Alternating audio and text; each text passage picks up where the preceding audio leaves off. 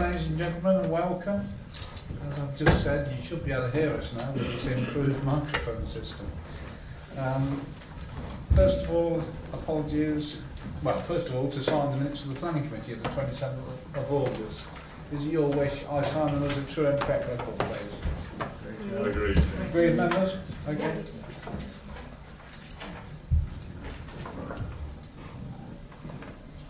Thank you. Apologies for absence. Councillor Barry Frenchman, Councillor Dan Osborne, Councillor David Smith and Councillor Colin Ford. I think it's a full house, otherwise no others? No? Members' interests. To receive any declarations. First of all, disclosable interest. Secondly... Councillor Patchett. Sorry, Councillor Patchett. Yeah, thank you, Chairman. I just wanted to say that I attended a public meeting on Monday at West Ham, but no part in the debate. Okay, thank you, Councillor Patchett. If you find you've got an interest during any debate, just say so. Party whipping arrangements. No. Members of the public, we don't join together as political forces to vote together and decide things before. It hasn't been done at this council. There are a few applications withdrawn. Well, not withdrawn, delegated actually.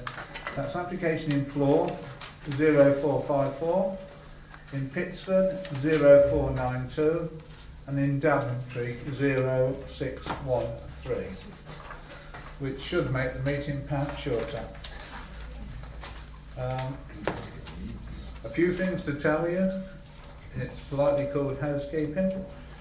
If the fire alarm rings, please go out the way you've come in, or for the very more active of you, through the door through a staircase outside.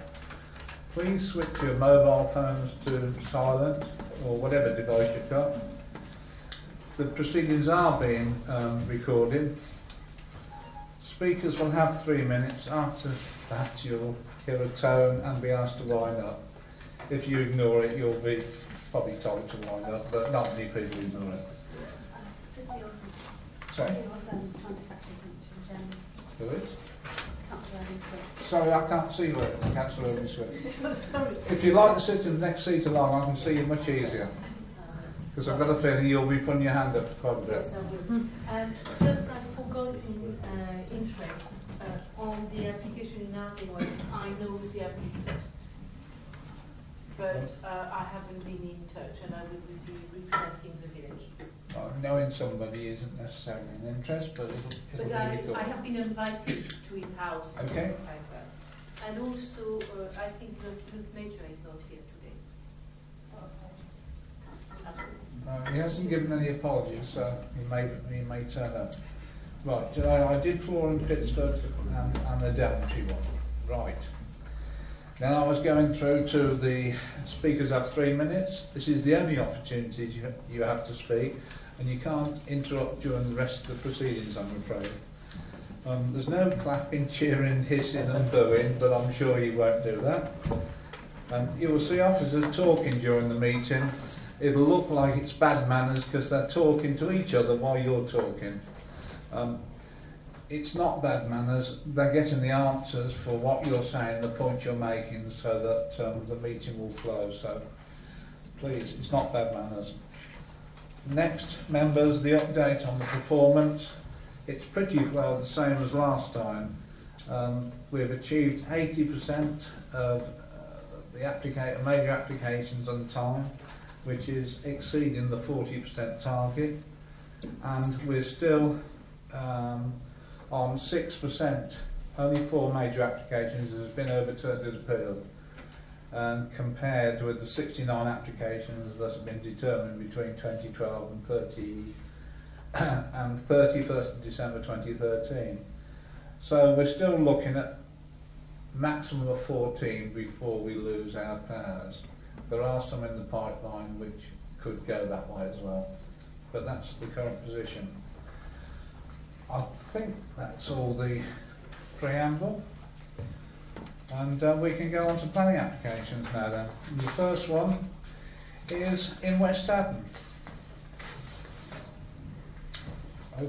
Oh, I'm so used to you may notice that the officers are not that side anymore.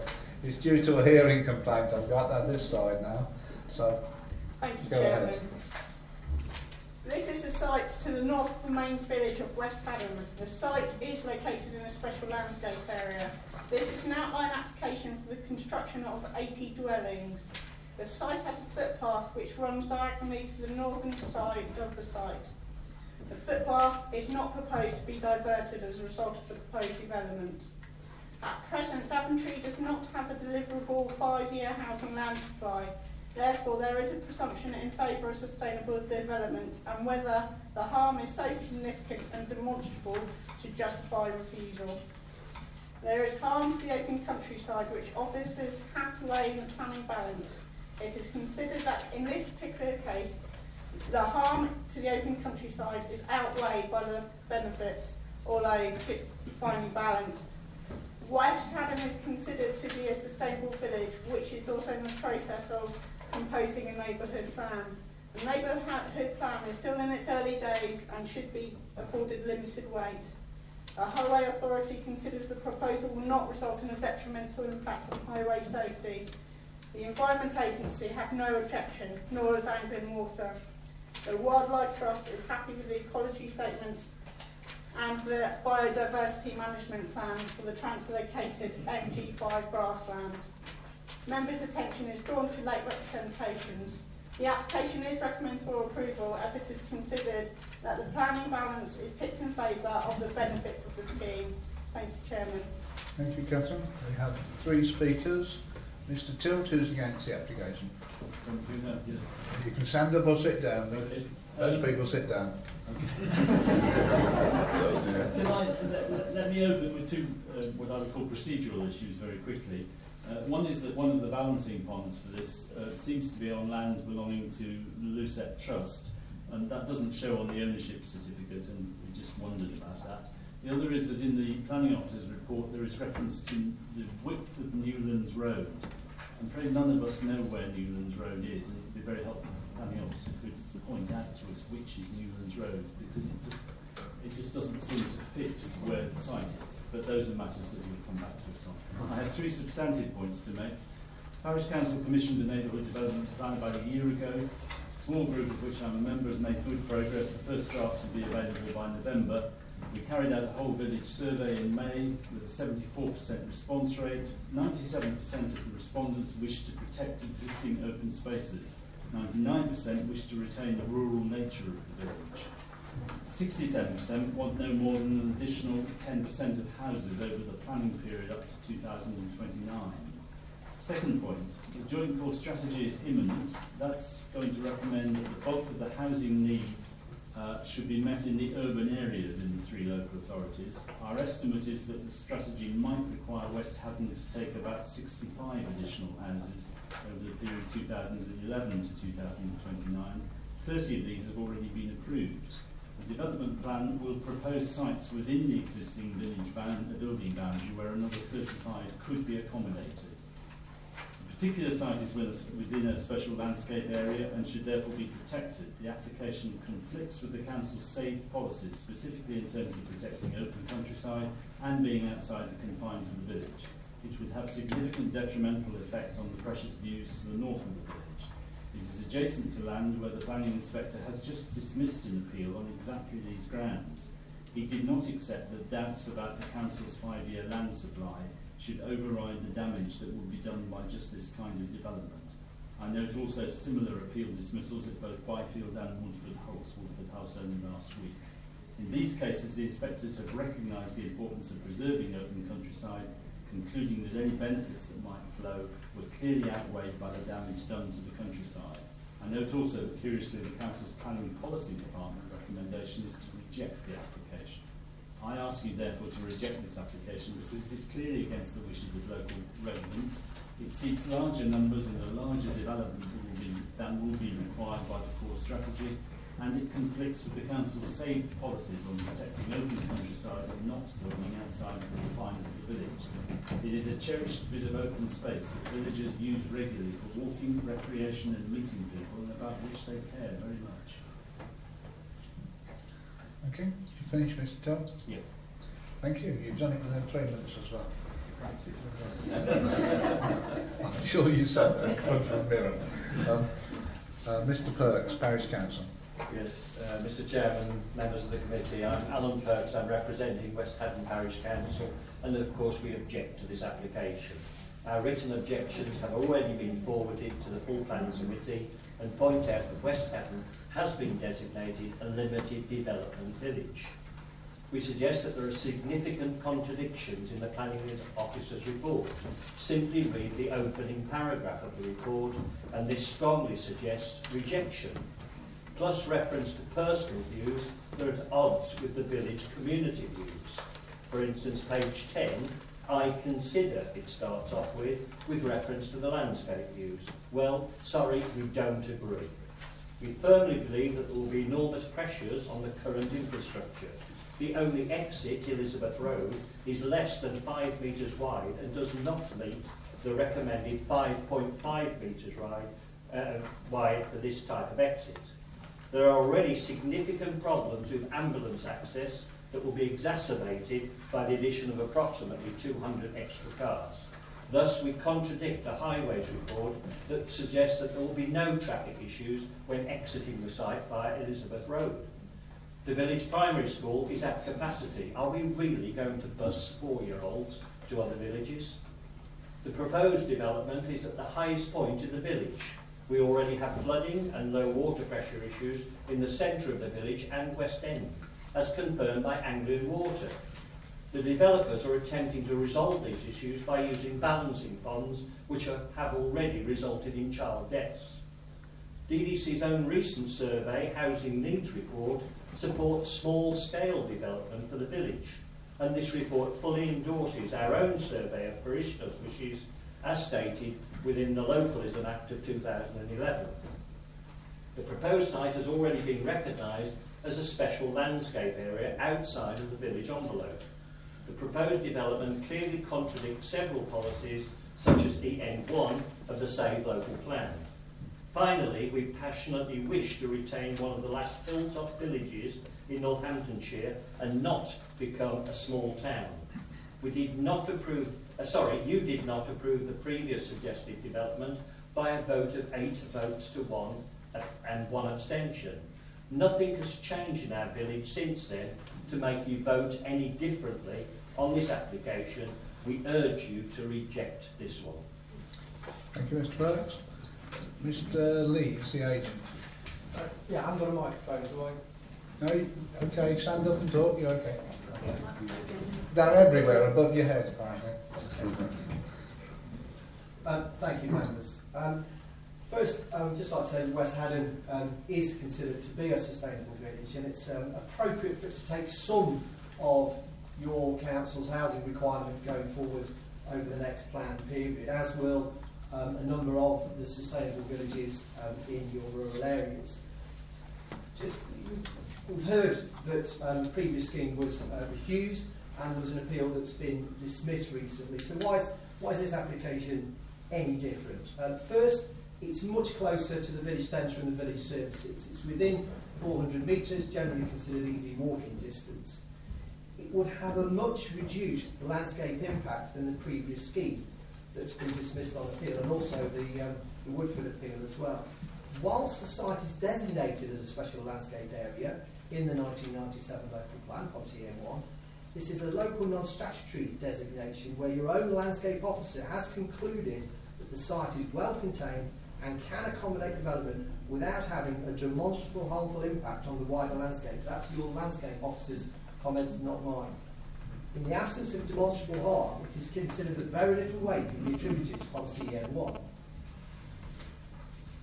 In terms of the benefits, we are meeting your council's affordable housing requirements, 36 affordable housing. Education's been raised. Yes, the school's full. Education department has confirmed that the school can expand, but it won't commit to expanding the school until there are planning permissions in place. It's a bit of a catch-22 situation, but the school can expand locally. And Miller Homes, where they're spending money to improve local services, will want them spent locally. So we would want to ensure that the money that we would be contributing to permissions granted is going to be spent on expanding West Haddon Primary School. One of the things is there's a further area to the southwest of the site that's now included, not in the red edge, for grassland protection area. And there is about the same amount of development that's now going to be protected in perpetuity. Happy to transfer that to the Parish Council or the Wildlife Trust. So in terms of the amount, it's just over 5 acres of development, and there's just over 5 acres that will be protected from development, closer to the village centre. We've heard concerns about road widths. The County Council had to obtain written confirmation from all 3 of the emergency services that they were happy that the access would not cause a potential risk, and we have received that written confirmation from all 3 emergency services. The drainage has changed. It was balancing areas. It's now been through infiltration. We've done infiltration testing, and the Environment Agency have confirmed that we can drain it through infiltration measures. So from the developer's point of view, clearly we would urge you to go along with your officer's recommendation and approve this plan application. Thank you. Thank you, sir. Is there any points you want to make, Catherine, about... In just for clarification, in the late representations in regards to the Highway Authority's response, it's set out clearly sort of the amended or the advice from the Highway Authority in respect to this scheme. Thank you. Right, there are 2 local members here, one on the committee, one not. The one on the committee is going to speak first. Councillor Noah. Not on the committee. Not on the committee. If you invite me, I'll be very happy for this one. Thank you, Chairman. Obviously, I'm a local ward member, been representing West Haddon since 1999. I know the village very well. I also have to say, Chairman, I'm speaking on behalf of also Councillor Osborne tonight, as well, who can't be here, unfortunately, who's also a fellow local ward member. It must be the Deja Vu Committee, actually, because we had a few applications for West Haddon of this sort of amount in recent times, and I found the comments from both the applicant and also the officer quite interesting, because the officer said, tip the balance, because it is a very subjective outcome. You look at the paper, this is a very subjective view. The developer talked about the school. The school's on a constrained site. The school's full. You know, if you're going to increase the school, that school's not an ideal site to keep expanding. And I think the village of West Haddon over the years has taken a lot of growth, Chairman. And we're not saying we're against growth, because the local neighbourhood plan group have done extremely well and, you know, gone out to the whole village, and the village have come back and said, yeah, we accept growth. We accept there's going to be more growth required in West Haddon, but what we don't really accept is larger estates, and clearly this is a larger estate. And I can just refer you, Chairman, that I've had loads of representations. In fact, compared to the other 2 applications, I have more representations on this one than in both the other 2, and I can tell you what the percentage is. I had a few in favour of the application. The percentage is 97% against, 3% for. This gives you an idea of the scale of feeling in the village that people are actually opposed to the application. I have no problem about the applicants putting in the proposal. That's their job, that's their role. This is about a view of the impact on the village of West Haddon. And I'm sure if you built good houses, that's not an issue either. It's about the impact on existing infrastructure. I just want to touch upon a few points, Chairman, if I can, for the committee to consider. I know the committee have also received a lot of emails on this, because I've got a lot as well. So I'm sure if they read that, they realise a lot of these points they're probably taking account of already. The proposed site is outside the defined village line, set out in Policy HS11. It is subject to certain criteria, such as the site should only be small scale, this one isn't, and it should be within the defined limits of the village, this one isn't. And the proposed site is an SLA, whichever definition you want, a special landscape area is a special landscape area. But I think it's the Jurassic Way footpath that goes through it, and I can see what the developers have done there, but it is a special landscape area. This is a subjective view, Chairman. I have a very clear subjective view on what the residents want. We're talking about localism, Chairman. The residents have spoken. They haven't spoken in spite, they haven't said anything bad about this. They're just saying, what they're really saying is, this is too much, for West Haddon at the moment. We're happy to set small amounts of growth. We can get sites in there, it's in the neighbourhood plan. We're happy to put more houses into West Haddon, but let's get it proportionate. This is a large one, Chairman, and I think one of the things here is that, and I have to say, a number of residents I've spoken to are saying just that. We want to make sure the village stays as a nice village.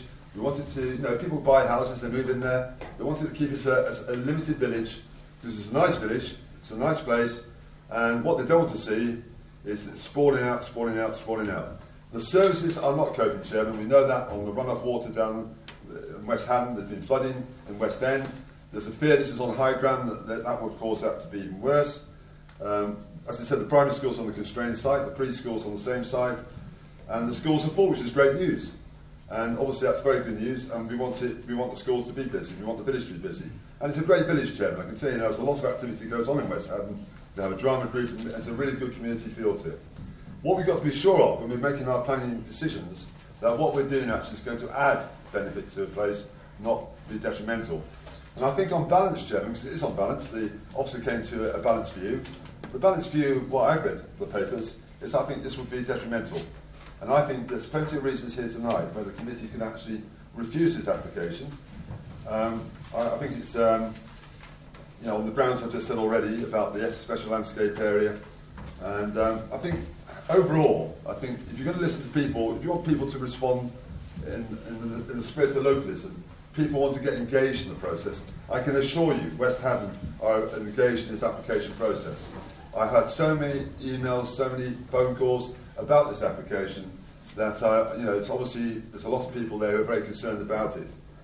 I just want to finish by saying, Chairman, that I think the committee, I know it's up for approval, but the committee got to think very carefully about this. If they approve this, and then, I really think that if they approve it, I really would worry about the impact on the village. I would like to think, actually, what developers will do in West Haddon is come forward with some smaller scale developments, and that, I think the village with open arms would say, that's great, we accept that. And I think one of the speakers spoke earlier about maybe up to 60, 70, 80 more houses. In the village of 624, that's not bad, it's 10%, 12% more over the next few years. That sounds to me far more reasonable. So, committee, you do have a lot of reasons to refuse this tonight, and I would urge you to seriously consider that. If you don't refuse it, the only thing I would say on that is, if you aren't prepared to refuse it tonight, I would say to you, please think very carefully about the Section 106 benefit for the village residents. This is important for a village like West Haddon. If you're going to refuse this tonight, it's very important you come up with a good package of the developer's contribution to the well-being of the village moving forward. Thank you, Chairman. Thank you, Councillor Miller. Well, as you're aware, I'm another local member, so I'm taking my chairman's hat on and putting at the top and putting my local member's voice on. I would like to talk on it as well. As you're aware, I come from many generations of Long Butley, but equally my father was born in West Haddon and my grandfather was born in West Haddon, so West Haddon is the next village to me, and I know it, and I know its people, and I know the feelings. Many reasons have been mentioned that we can't use as planning reasons, but there are some. I noticed the agent said that it's an opinion that the special landscape area wouldn't be destroyed. Well, in planning terms, many people express opinions in planning, and they may have different ones. It's certainly my view that the SLA will be destroyed, and the footpath part of it as well. I consider that's quite important. He also mentions that they're happy to transfer the rest of the land to the parish council. I have to say to you, Mr. Agent, that they don't want the land, they want their village to stay as it is. I am not happy at all, and I am going to propose a refusal, not chairman, committee. I'm proposing a refusal. I shall listen to the rest of the debate, and I shall then make up my mind at the end of the debate. But I cannot let it go by without proposing a refusal, and I propose that it be refused, that the application be refused for outside the confines of the village, open countryside, and the effect of the village on the special landscape area and the footpath on the landscape area as well. Now, there are many other reasons, as Councillor Miller has said, but they don't work in planning terms. I mean, I know, and you know, and the people from West Haddon know, that the entrance to this, to get 80 houses, is not a very nice entrance. The County Council say it's okay though. So if we use it for a reason for refusal, we're going to lose out. Again, the entrance to this site, even though it has to be cleared, it's not the best entrance in the world to 80 houses, We actually went on a planning tour last week, and most members that went on that tour saw it. And I think they were amazed that you could get, well, I wouldn't put 2 cars past it, let alone 80. So anyway, committee, I propose that the application be refused for those reasons. Now back with my chairman's hat on. Do I have a seconder, please? Thanks. Thank you, Councillor Overy-Swift. Do you wish to speak now or not? Yes, we had the site, when we had the site visit and we saw the site on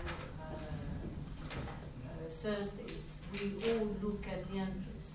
I think it's worth mentioning in one of the reasons of refusal, if you don't mind, Chairman, for the well-being of the people who live just the 2 houses that live at the corner of the site, because those 2 houses will have a great impact on their daily life, because they will have, if the site goes ahead, they will have, you say 80 houses, 2 car per houses, even if it's just 1 movement a day, it's 160 cars going back and forth. Those houses, where it's designed, it has never been designed to have another big development behind them. And I think, therefore, I know that I didn't mention it, but it's, if we could have officer advice, I think it might strengthen our case. Otherwise, I'm very happy to stay with your proposal. Thank you.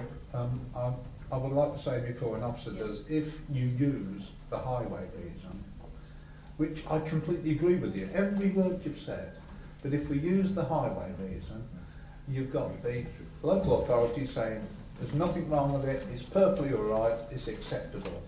And the inspector will go to the local authority and they will be the people that give the advice. So that's the reason it's not included. Yeah, through you, Chairman, we could end up successfully defending an appeal, but if that's an unreasonable reason for refusal, we could end up with a cost award. So it's a balance. I saw some hands go up. Did you put your hand up, Councillor Patrick? Right. Would you like to speak? Yes, please. Everybody knows I live at West Ham. I know this site well. I've walked it many times with dogs and children and all sorts of other things. And when I saw the density and the access, I really thought that this was going to cause demonstrable harm to the area. And I can't see that, given the appeal outcomes of both Woodford and Byfield on these sort of grounds, and we've got a special landscape area as well. I mean, I think that I'm going to support your proposal for refusal, subject to hearing all the other revelations. The one thing that does strike me with the late reps, which I've only just read, to do with highways, is that highways are saying that there needs to be a total of 9.1 metres across that driveway. And I mean, the question really for officers and really for everybody else is, I'm pretty sure that the applicant doesn't own 9.1 metres wide of that particular access. So, I'd like an answer to that if I could. I also wondered where Newton Close was.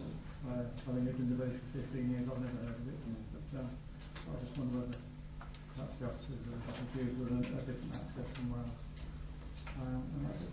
Thank you, Chairman. I'm advised by the officers at the very point that you were talking that the fact that whether that can be achieved or not is not a planning issue.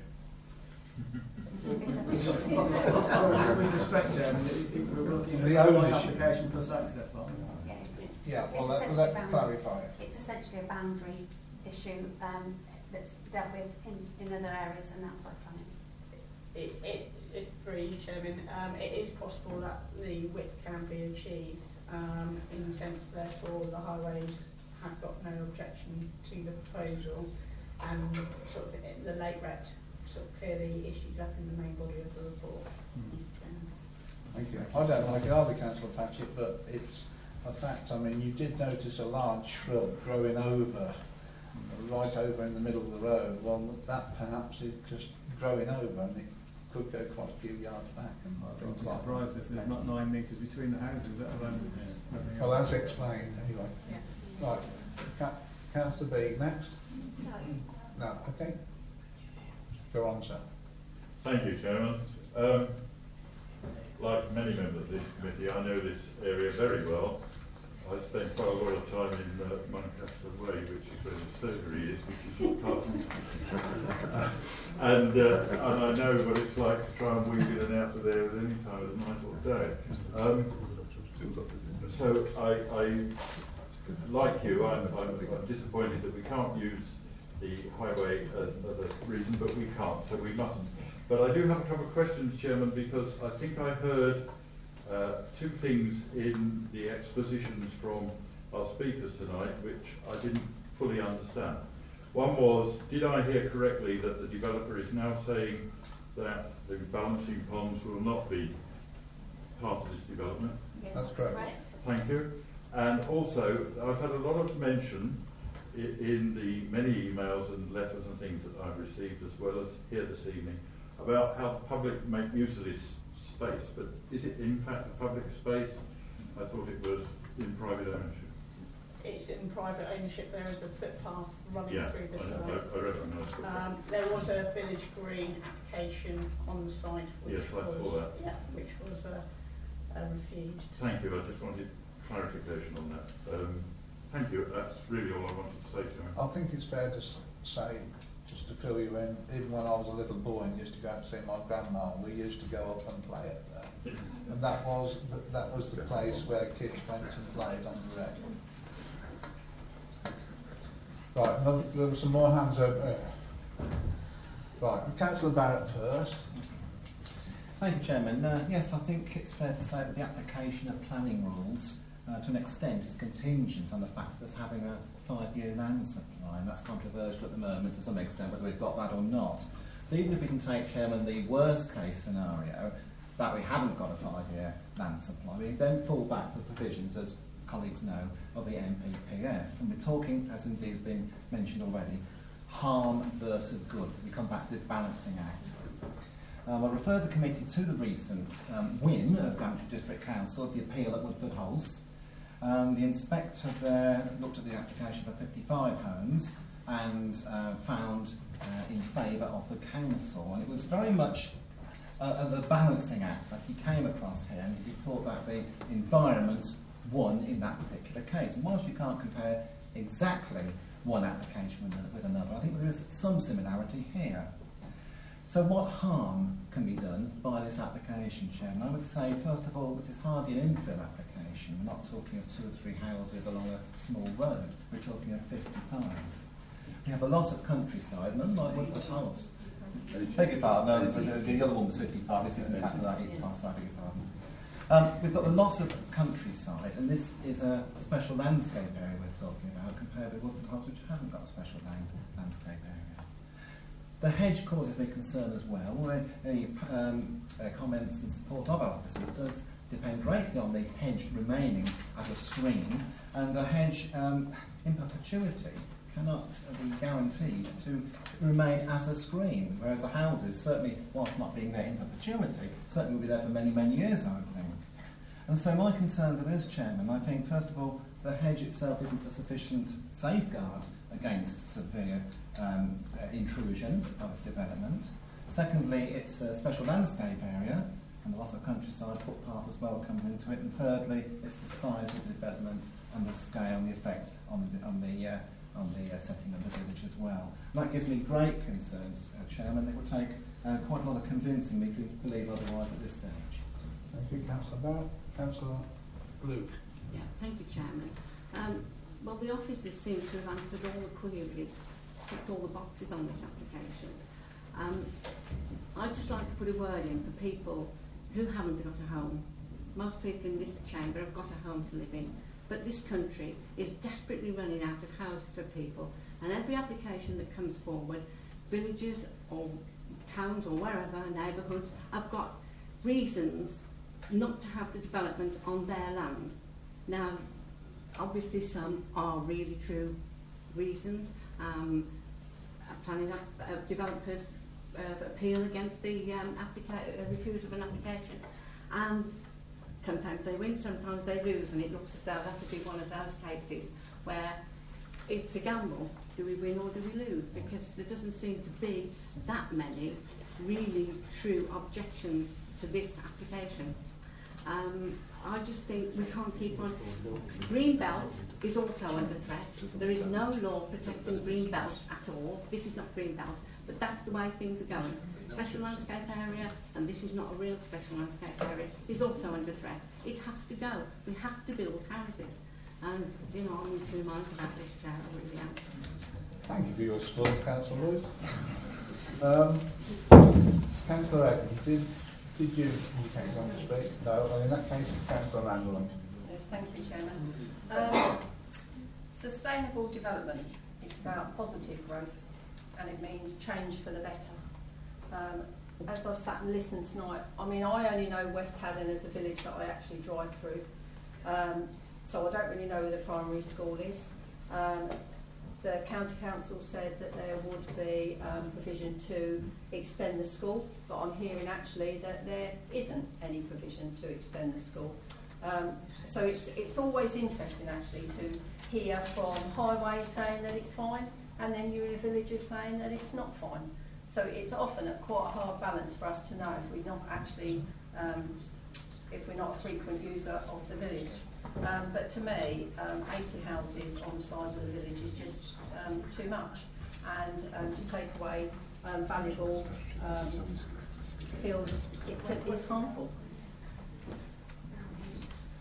Sorry, Councillor Randall, I was listening to talking, like I said, that we do in between to try and look where the school was. Don't worry, the rest of them are. I think it's that. It's down by the south of the hall. If you know where the village hall is, and the school, it's down. They're both together. They're in a little pull in. There's virtually no parking. Right, there is no more. Councillor Patching. Yeah, thank you, Chairman. I was just wondering whether we could perhaps use words such as the public benefit does not outweigh the benefits of the scheme, and it's not a sustainable development in those terms. Sorry? Right. Through you, Chairman, sustainability does come in three strands, so it's economic, social and environmental. So if you consider that potentially the development will harm the environment in a sense, then it potentially doesn't meet the three strands of sustainability in accordance with the National Planning Policy Framework.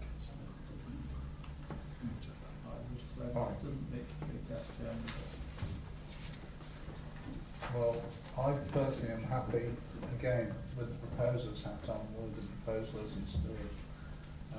Are you happy with the seconder for that still, Councillor Winslow? You are absolutely certain that is the best, because if it goes on appeal, the officer will have to defend.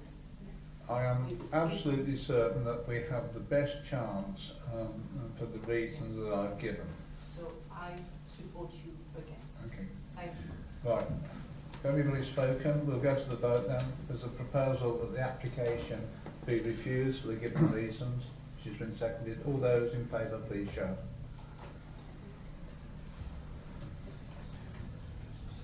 Did you get me? Right. Those against? Just one. Right, the application is refused for the given reasons. Thank you.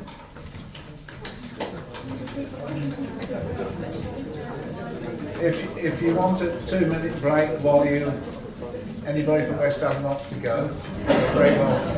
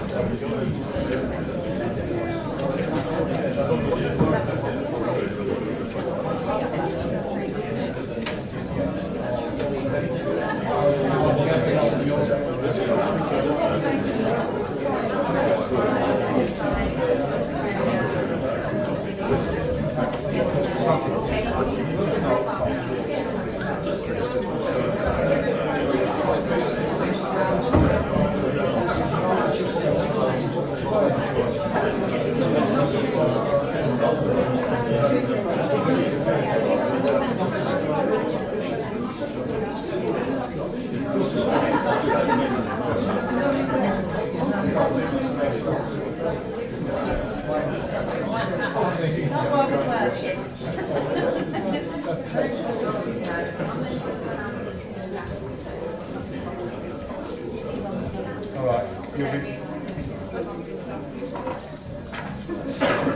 be one.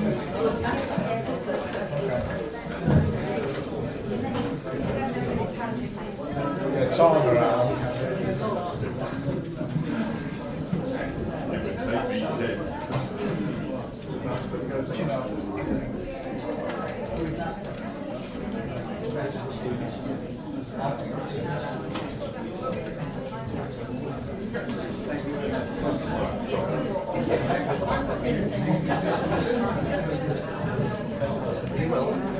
Okay.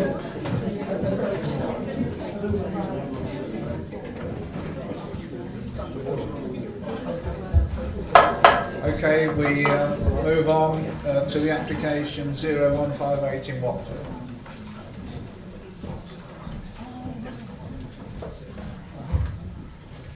Thank you, Chairman. The site is in the open countryside to the north-east of Watford village. It is currently a poultry unit for 12,000 free-range birds. They have a temporary permission for a mobile home in connection with the agricultural unit.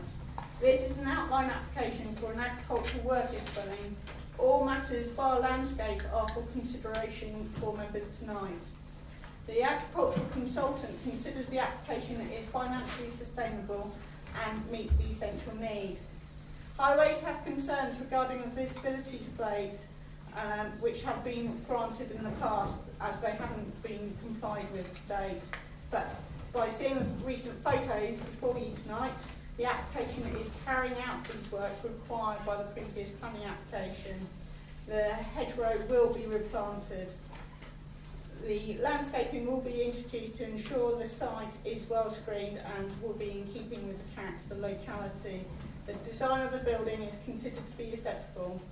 Members' attention is drawn to late representation, which requires an extra condition relating to the temporary home being removed once the new building or the new dwelling is occupied. The application is recommended for approval. Thank you, Chairman. Thank you. We have the speaker, Mr. Steedman, as an agent. Thank you, sir. I'd just like to give the committee a little background on this. Historically, this was a much larger tenanted farm, but land and the farmhouse were taken off Mr. and Mrs. Gilbert by their landlords to cater for the expansion of Daventry.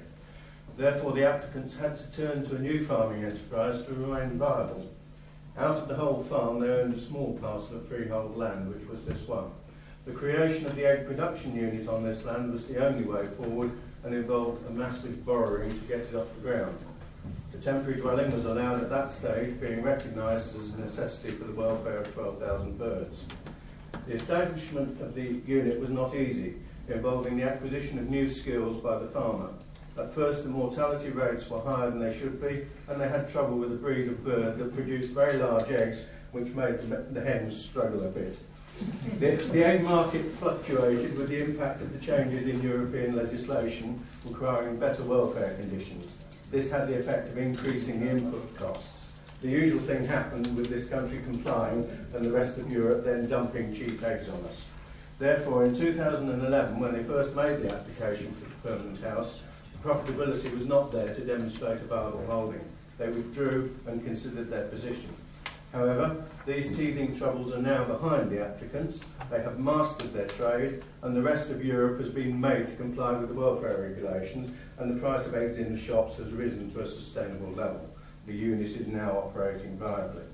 Full accounts have been produced to the Council, and discussions have taken place with the Council's agricultural advisors to ensure that all is satisfactory. They have recommended to you that the unit is sustainable into the future, which is what the NPPF demands. The house proposed is a net 1,500 square foot bungalow of only 3 bedrooms. This is modest compared with many of the farm dwellings I've dealt with, which average around 2,500 square feet. Being a bungalow, it won't be seen much behind the roadside hedges. It is correctly placed to monitor the access, to deal with deliveries and collections, and is immediately adjacent to the poultry house and the free-range hen paddocks to ensure close supervision. Your planning officers have asked for the details of the proposed house to be included in this application in order to ensure that it is appropriate to the needs of the holding. They are satisfied that it is. and as you've already heard, the highway issue is now resolved. Thank you. Thank you, sir. As the local member, again, I have no problem with this application at all. The applicant, as far as I see, has sat the mobile home out for the appropriate time, and now comes the building. I see no problem at all, and I support the officer's recommendation. That's the local member's view. Anybody wish to comment? Well, I prefer somebody else to make a proposal.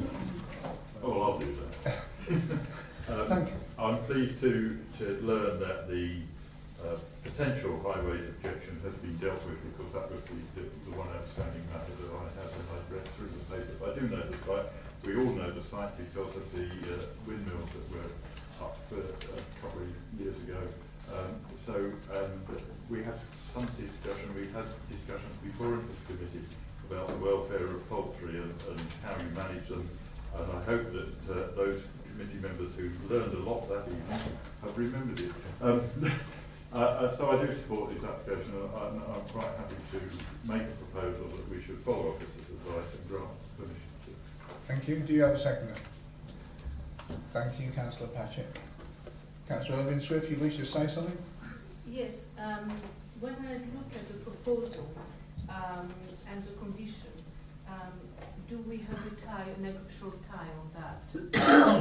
There's an agricultural occupancy on it, yes. So somebody can't just sell it without going through the I couldn't procedures. see it on the condition. That was my number 11. Condition 11. Yes, sorry, thank you. I didn't see it. And is the house in the standard, because you know when you have an agricultural tie, it cannot be too large. It can be under 190 square meters. So is the proposal of that house? I think that was old-fashioned rules.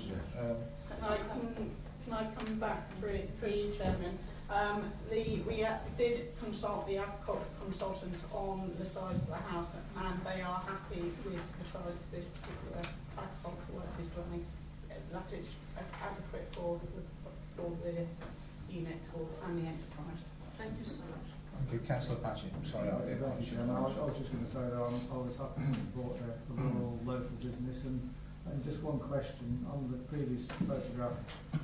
Are we looking at solar panels on the roof there? Is that? Yes. Yeah. Okay, thank you. Okay. So we've got a proposal that's been seconded and the application be approved. All those in favour, please show.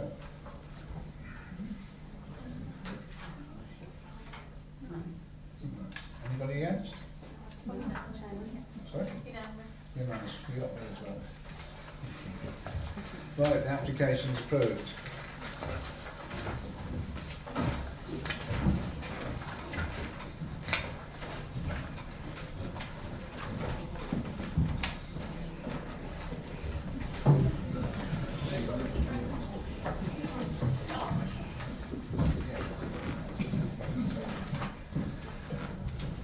The next application is in floor, no, he's not in floor, because that's one that's been delegated.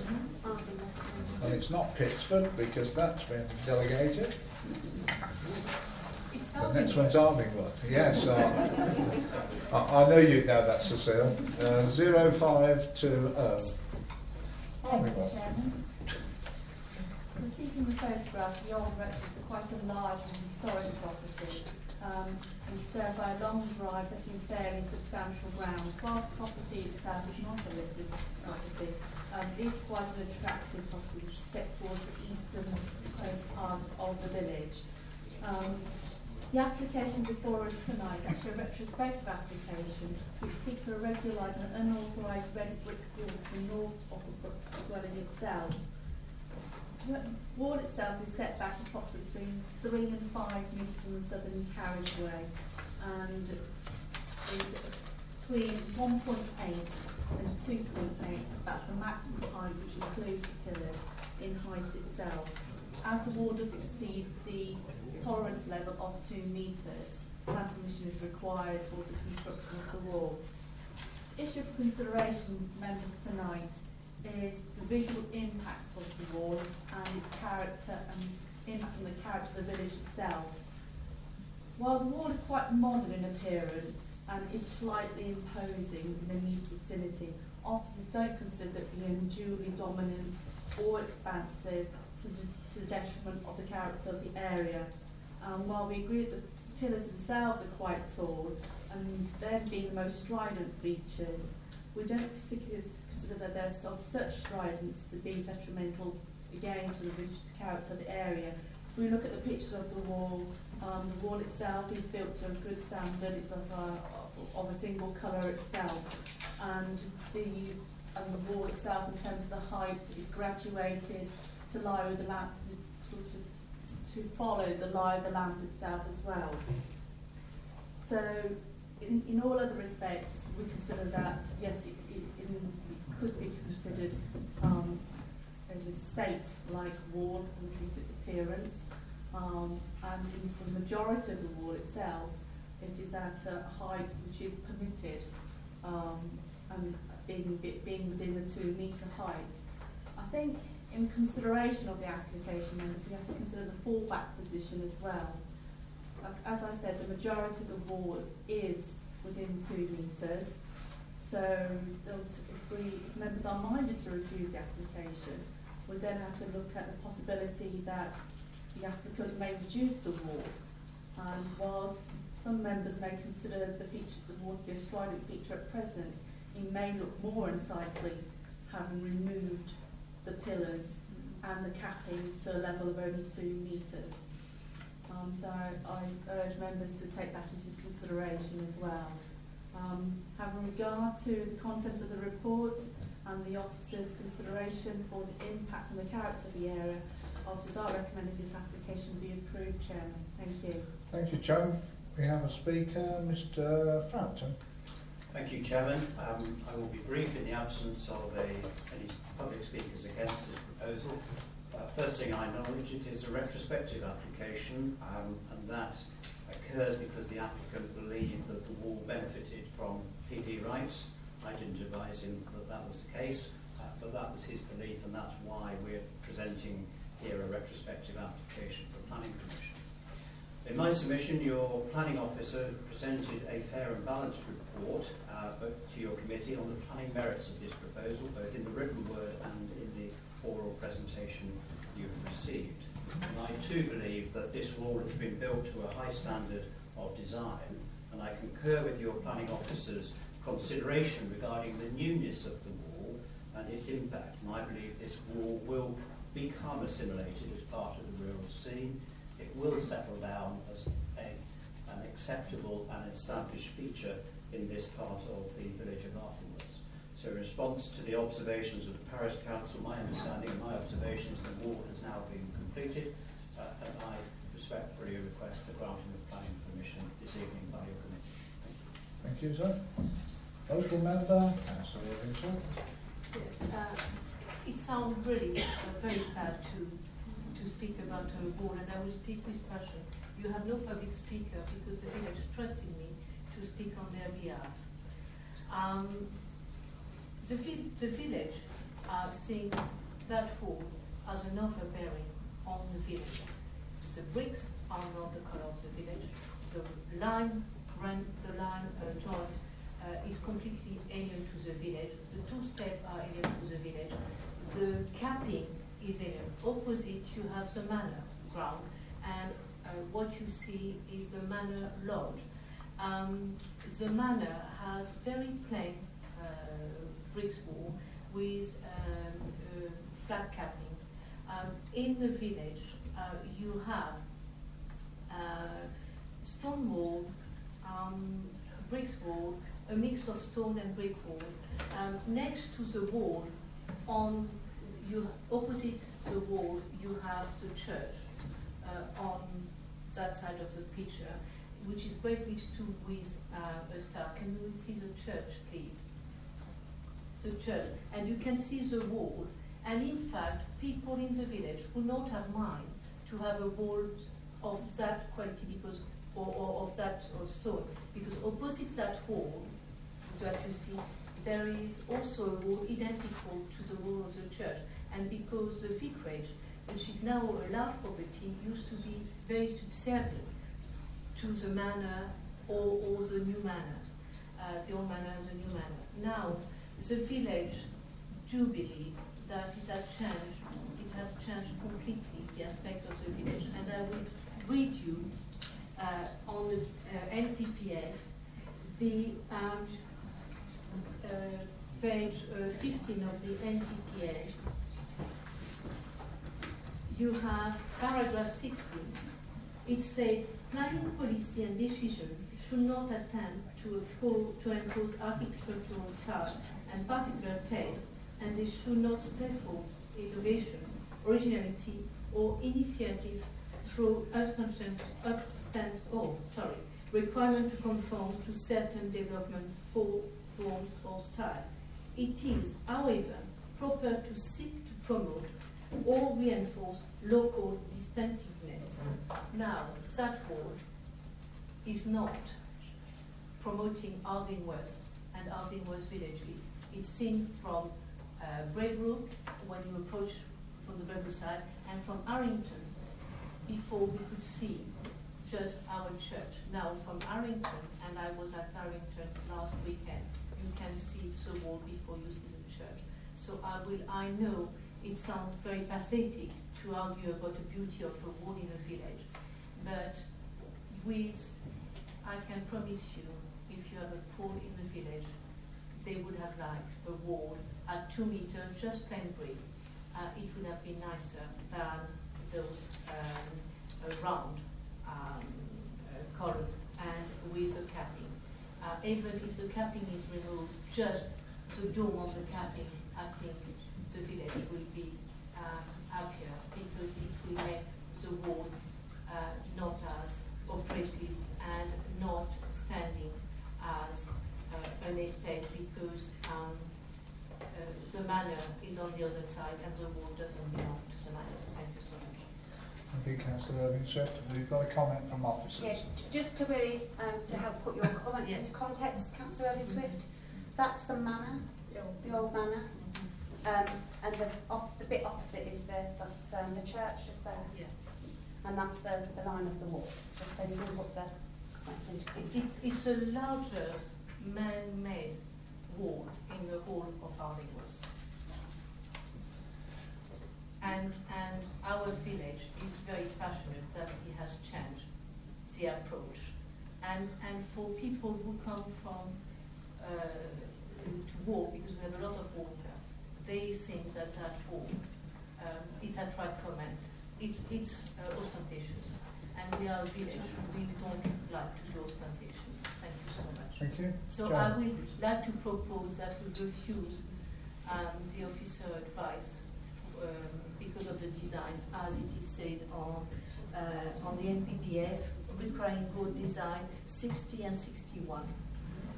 So purely on design. Okay. Well, it's just on design. I mean, it's nothing else. I mean, it's a wall, and I'm quite aware of that. So. Yeah. Okay. Design. Joan, you want to make a comment? Yes, I appreciate Councillor Irving-Swift's concerns about the wall being strident and visible from Braybrook Road and from Harrington itself. But let's not forget that the wall up to 2 metres is permitted. So what we're looking at is a reduction of the pillar itself, but the wall itself will still remain at a 2 metre height. Its visibility will still remain to be as strident, in my opinion, from Braybrook and from Harrington. That's looking at the fallback position. May I state that 2 meters you will lower quite substantially, because I know that pillar is just before the wall turn, and I stood against that pillar, and I am just 5'6", so you are, and that would be below the capping, below the ridge. So if you put the wall at 2 meters of a simple construction, I don't think the village will be happy, because it will make like a farm wall which has no feature except that it's a wall. And what we do not like is the ostentations. It's not an estate. The wall does belong to the rectory and not to the manor. So it's just on design and doesn't reflect the. It's. I'm advised that the arrows that's currently on the wall is roughly the height that they can do it anyway. Yes, yes. But that is 2 bricks below the total height. It's quite substantial. And when you go all around, it's Right, so what the officers are saying, it could be reduced to that height, but the rest of the design of it won't be altered. The pillars will still be there. Yes. Yes, but if the pillars do not have the capping and have a flat capping, it will, because if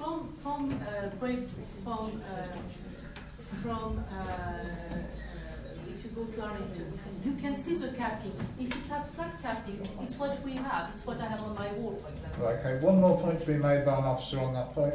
Just to clarify, Councillor Swift, if the capping, if that wall was designed like that and the absolute maximum height of it was 2 metres, even with the capping, there's nothing to do. It would be community development.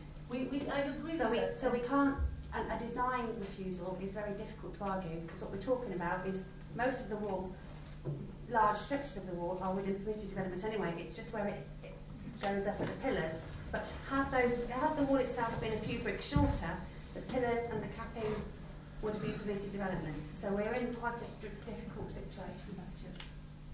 Anyway, you've made a proposal. Did I get a seconder? No, I don't think I have. Councillor Randall. Are you seconding that, Councillor Randall? I am, yeah. Right, okay. Do you wish to speak at the moment, or do you want to leave it? No, yeah, I will. I think it's such a shame, and it is very obtrusive. It is to come into the village and see it, and it's those big pillars with those big balls on the top. I mean, it's such a shame you've got just such a pretty village that's got lots of pretty stone, and to be meted with that brick. And I know that brick wouldn't be, you're saying they could put that up anyway, but it is like, it just smacks you as you look at that wall. It's just a shame. Thank you, Councillor Randall. There's some more hands up went over here. Councillor Adam? Thank you, Chairman. Can I just query where you got the arrow? Because according to here, it says it ranges between 1.8 and 2.1. It's where the and it can go up to 2. Yeah, but it can go up to 2 metres. So in that case, there's more than 0.1 between your arrow and the top of the wall. I'll go by what it says in here. I thought your arrow ought to go up a bit. I'd like to clarify, how said. It's between 1.8 and 2.1. The reason being is that it follows the lie of the land. Yeah, I understand that. Yeah, so where it steps down, you just say there. Your arrow makes it look as though it's higher. But apart from that, I think somebody's made a very good job. I don't think it looks out of place. When you see one of your photos that you've got, so you can look down the road and you see it curving down. No, not that one, just from the other end. But any of them, it looks very impressive. Yes, okay, some of those are a little bit higher than they should be. But I'd like to see it stay there. I agree with the officers and I agree with what the agent said. And if you want one, I'll propose that we follow officers' advice. Well, we've got a proposal for refusal first. Anybody else wish to speak? Yes, sir. You've been part all night. Yeah, unusual. I was there this morning with walkers looking at it, and I was sort of taken aback by what Mr. Frampton said in one of his remarks, was that Dr. Bernstein didn't think he had to go for planning permission, which surprises me. I'm sure I can trust Mr. Frampton that he wasn't consulted, because I'm sure he would have perhaps put him on the straight and narrow on that, because he has done previously when we've talked about planning permissions, most certainly in Brixworth. So I do find that rather strange that someone doesn't think they need planning permission and then build something which is above what it should be. I just think it's wrong for the village. The way it's done is to a high standard, there's no doubt about that. but it's just wrong with those pillows and that capping. If you call it a capping, I would call it a crown. And I think it should be brought back to the levels that's permitted in there. Otherwise, why have these things? Why state things if people don't stick to them? Thank you, Mr. Chairman. Thank you, Councillor Parker. Councillor Luke. Mr. Chairman, as I understand it, we can't stop them putting those crowns on, or whatever they are. Even if they lower it, they will still be there. We've got no jurisdiction over how they design their wall. So all we're arguing about is just a bit of height. And I think to make the wall probably look even worse, I think we should go with officers and vice chair. Thank you. Thank you, Councillor Luke. Any other contributions? If not, we'll go to the vote. Do you wish to say something else? Yes, I wish to say that is the second attempt to the wall. It was for a year we had a half-finished wall at 1 meter, and we thought that would stop. But because we have a structure of brick, and we couldn't, apparently it would have been obvious if we had another room or thing. So the wall was completely pulled down because for a long time, the villager, we thought the wall would be at 1.5 meter and nobody had any. And the enforcement officer went to see Mr. Burton. And so the village is ready for a brick wall, a plain brick wall. And when people who do not live in villages can tell me that enhance a village, that doesn't enhance a Northamptonshire village. It enhances a village in Surrey. But that I will ask you, where do you have a wall like that? Even Orthorpe doesn't have a wall like that. Even Cottesbrook doesn't have a wall like that. So please respect our heritage in Northamptonshire. And I am really very upset. I know it's just beauty, but I find it very appalling. One more comment from an officer, and then we're going to go to the vote. Joan? There seems to be a lot of concerns regarding the capping on the walls expressed by members tonight. I just want to remind members that actually, if the wall was reduced in height, that does not mean to say the capping will go. No, exactly. We don't actually have any control over the capping or the reintroduction of that capping. The capping itself is within the development line. Very last comment, and then we definitely go. Sorry, yes, just to come back to the officer, I don't think that's the issue. I think it'd be fine with the capping if it was at the right height. Thank you. Thank you. Okay, there is a proposal that the application should be refused, which has been seconded. All those in favour, please show. 1, 2, 3, 4. Right, those against. 1, 2, 3, 4, 5. Right, the other way around. We have a proposition from Councillor Edmund, Chairman. She did start to say one. You proposing, Councillor Edmund? Right, do you have a seconder? Second that, Chairman. Thank you, Councillor Luke. All those in favour that the application should be approved, please show. 1, 2, 3, 4, 5. Right, those against? 1, 2, 3, 4. The application is approved.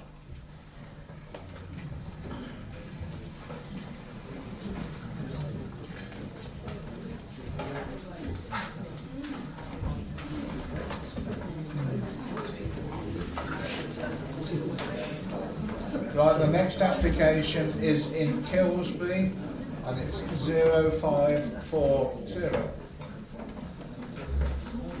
Thank you, Chairman.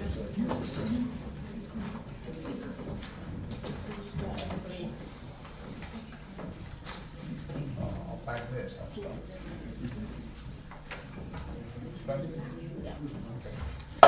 Right, we continue. Thank you, Chairman. This is the site to the north of the village of Kilsby. The application is an outline application for the construction of 99 dwellings with all matters reserved bar access. The proposal is not within the confines of Kilsby and it is considered the proposal would have an adverse impact on open land, which is significant to the form and character of the village. The proposal will result in loss of an undesignated heritage assets of high importance through the loss of ridge and furrow.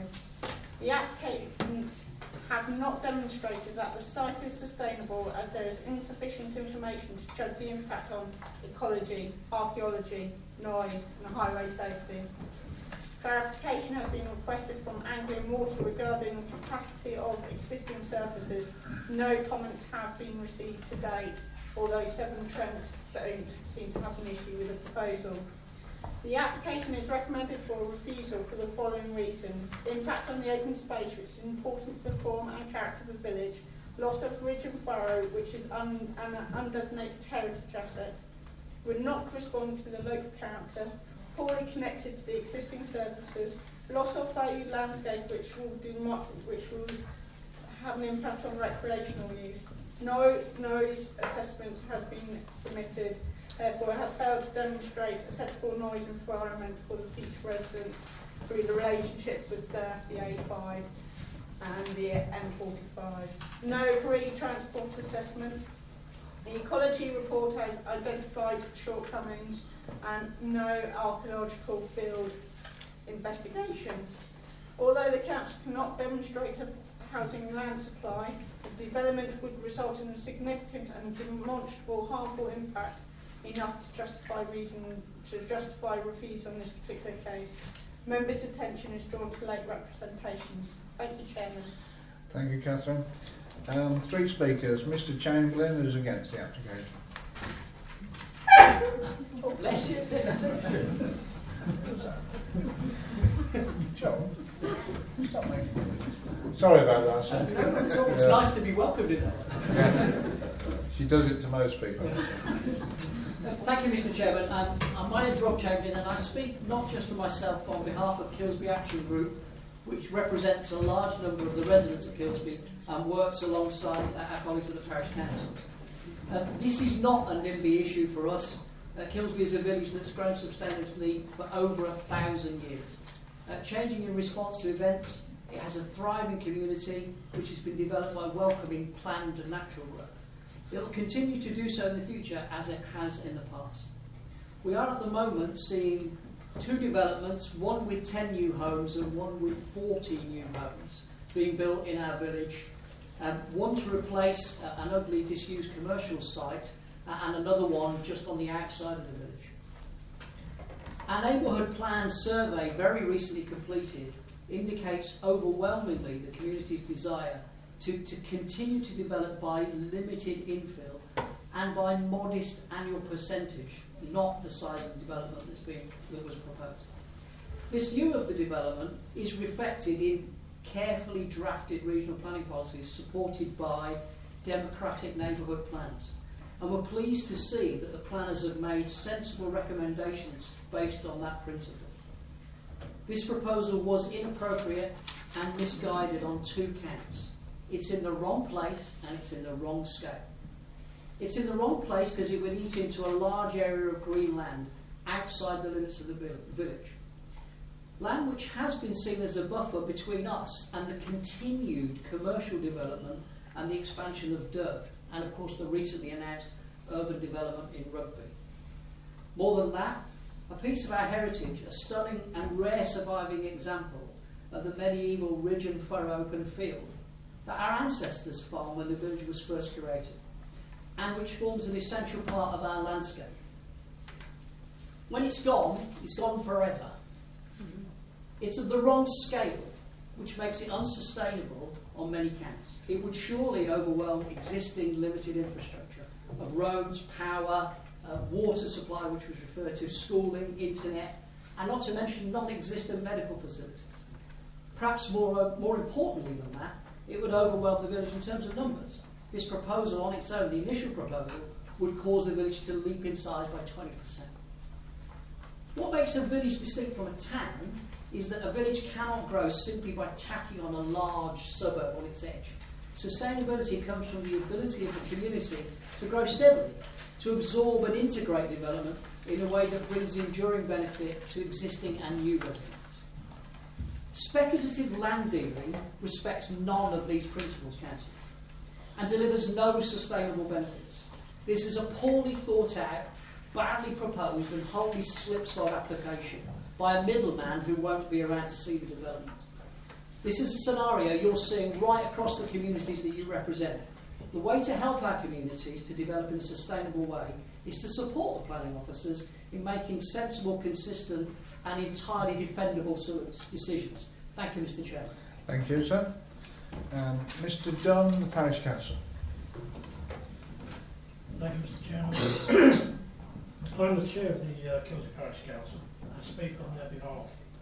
Firstly, we have been in communication with Energy and Water, reference the low pressure which already exists in the village and the proposed developments within Kilsby.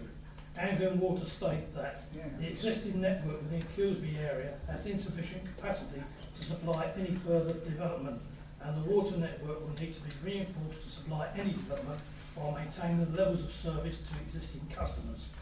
The developer will also be required to fund any reinforcing or upgrade work required to supply the development. Secondly, the flood assessment submitted with this application does not comply with the requirements set out in paragraph 9 of the technical guide to the National Planning Policy Framework. The submitted FRA does not therefore provide a suitable basis for assessment to be made for flood risks arising from the proposed development. In particular, the submitted FRA fails to adequately consider fluvial flooding both in relation to the site and to the wider community, adequately consider surface water drainage to demonstrate that the proposed development will not increase flooding elsewhere, and consider whether the adjacent brook presents a flood risk to the site. In light of this, the Parish Council is unable to be assured that the development will ensure flood risk is not increased elsewhere and will not be an unacceptable risk of flooding and would therefore constitute sustainable development. The application is therefore contrary to advice of the NPPF and planning practice guidance, as well as policy BN7 of the West Northamptonshire Joint Course Strategy. Thirdly, on the basis of the information submitted, the applicant has failed to demonstrate that the development will not have an adverse or severe effect on the local highway network. In particular, the applicant's transport assessment is deficient in the following ways. Junction capacity assessments have not been undertaken for the proposed access to Rugby Road.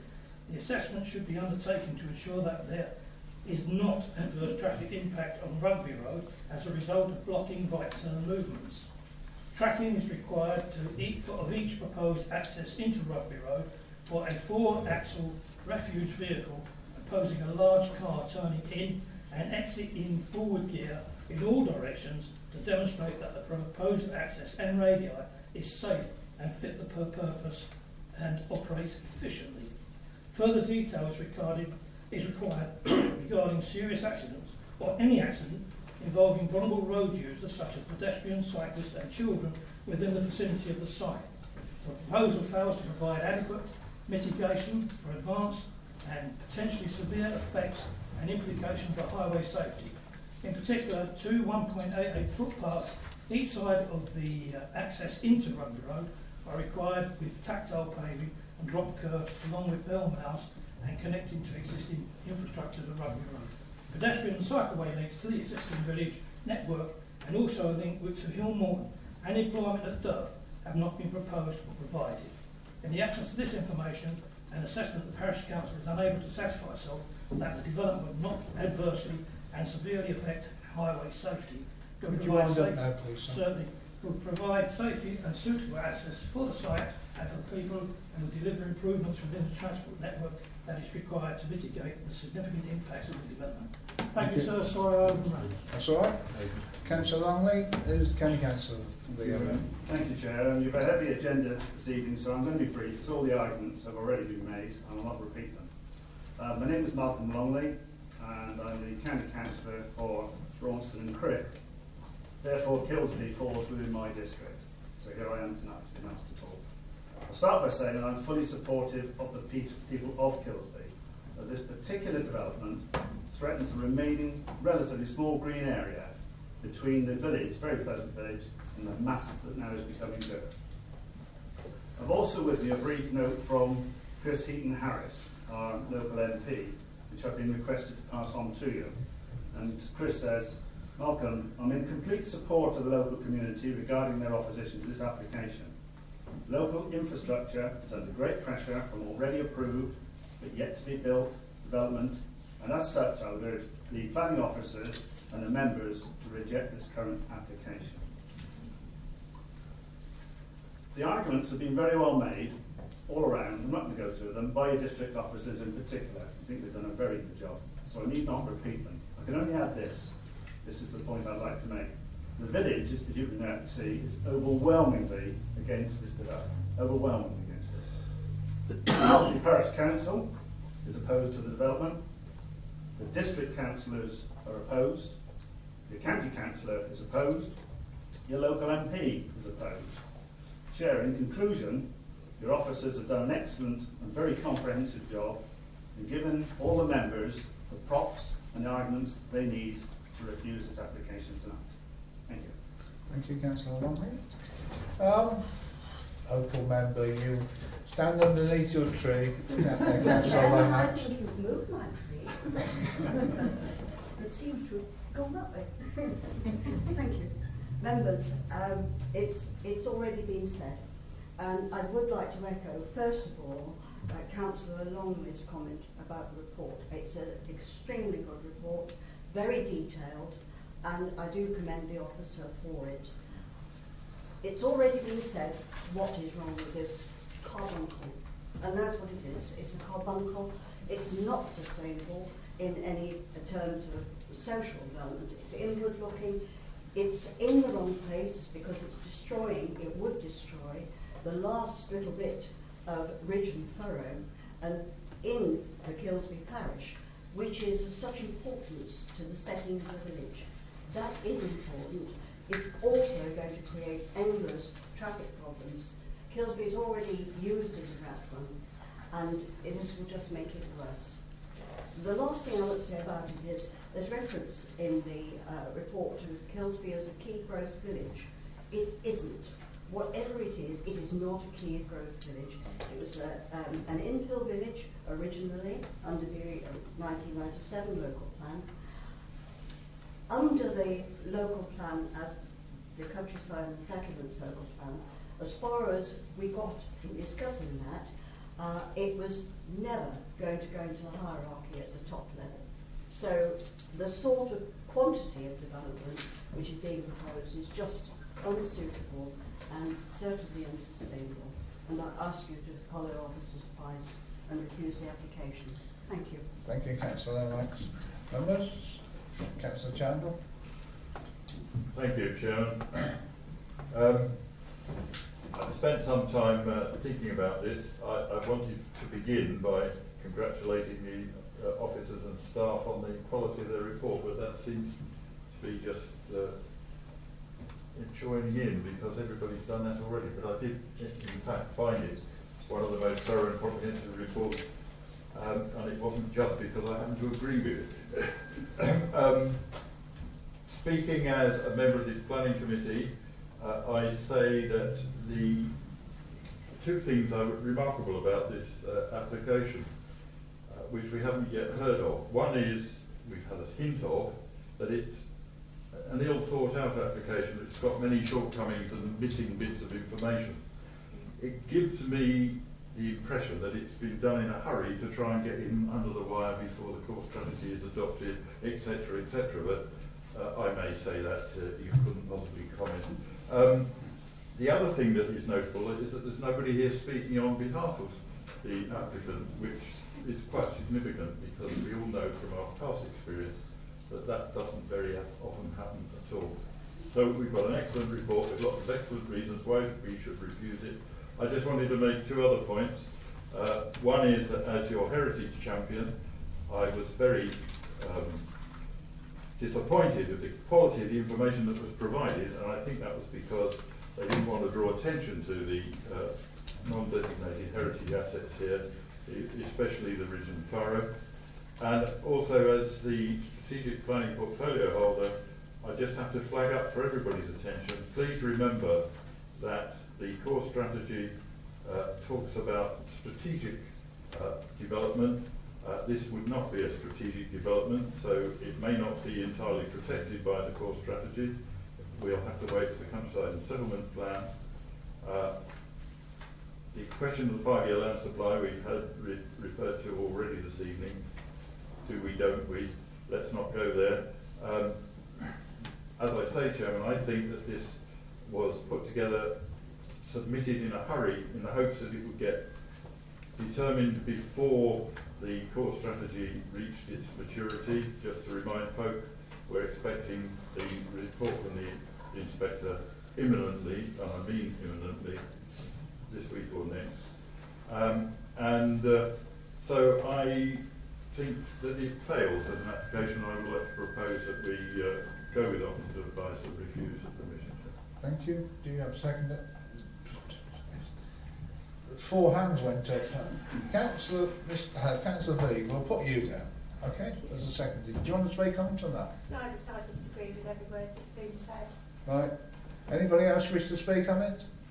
If not, we have a proposal that's been seconded that officer's advice to refuse be supported. All those in favour, please show. Right, that's everybody. Thank you. The application is refused.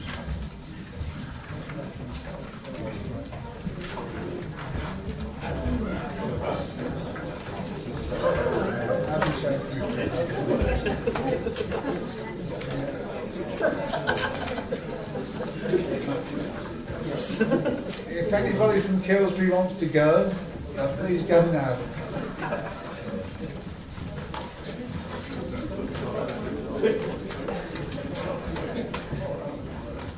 I hope we'll see you again, Councillor.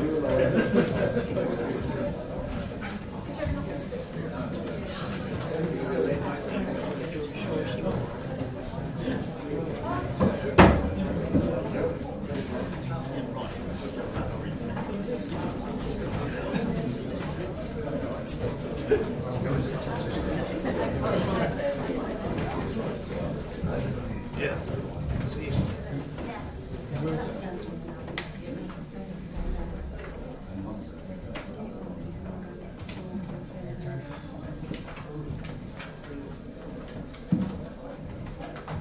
There will be at least a 1 minute or 2 minute break, because now we find that everybody gathers outside the door, they talk and the members can't hear at the back, so we have to move those as well. So I do apologise for the delay. It's normal though, it happens. Okay? You guys talk to them. Best Maria does it. Yeah. Oh, well, yeah, I'm sure so. I'm sure you're strong enough though, I think so.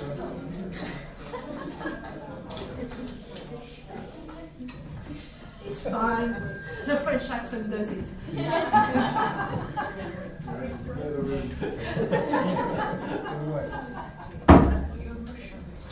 I've seen no reason. Should we carry on? I'm sure our solicitor won't mind not being here. Anyway, the next application is Daventry, which is 0641.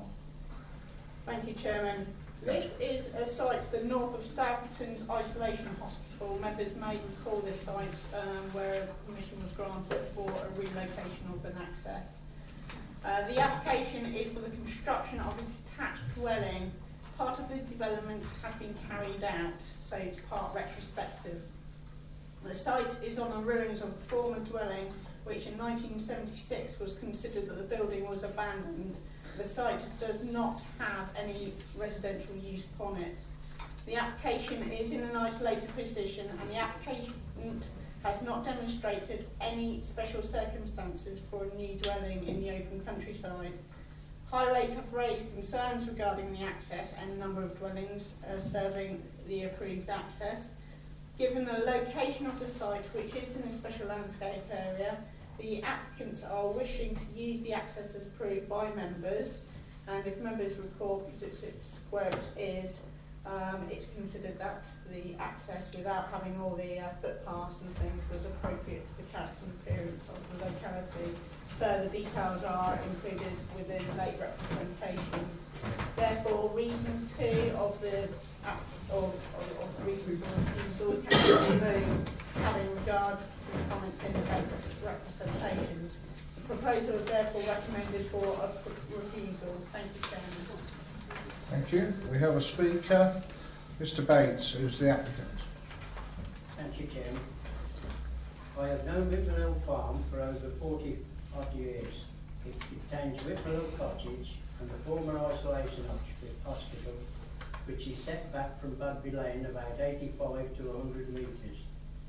An old house, subject of this application, which is set back 170 metres from the road, and some former Ministry of Defence building standing behind the former isolation hospital. I will not comment on the highway objection in the officer's report, as the objection has now been withdrawn and will be dealt with by way of conditions if consent is granted.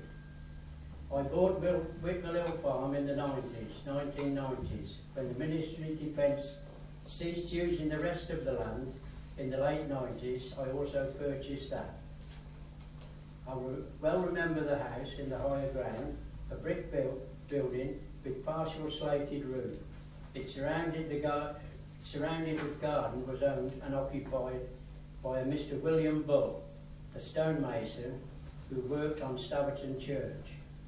I strongly repudiate the suggestion that this cottage is an abandoned building and urge councillors not to let this part of the history of Budby Lane be lost forever. This is a photograph in the 90s. And also the original copy of the house that Mr. William Bull lived in.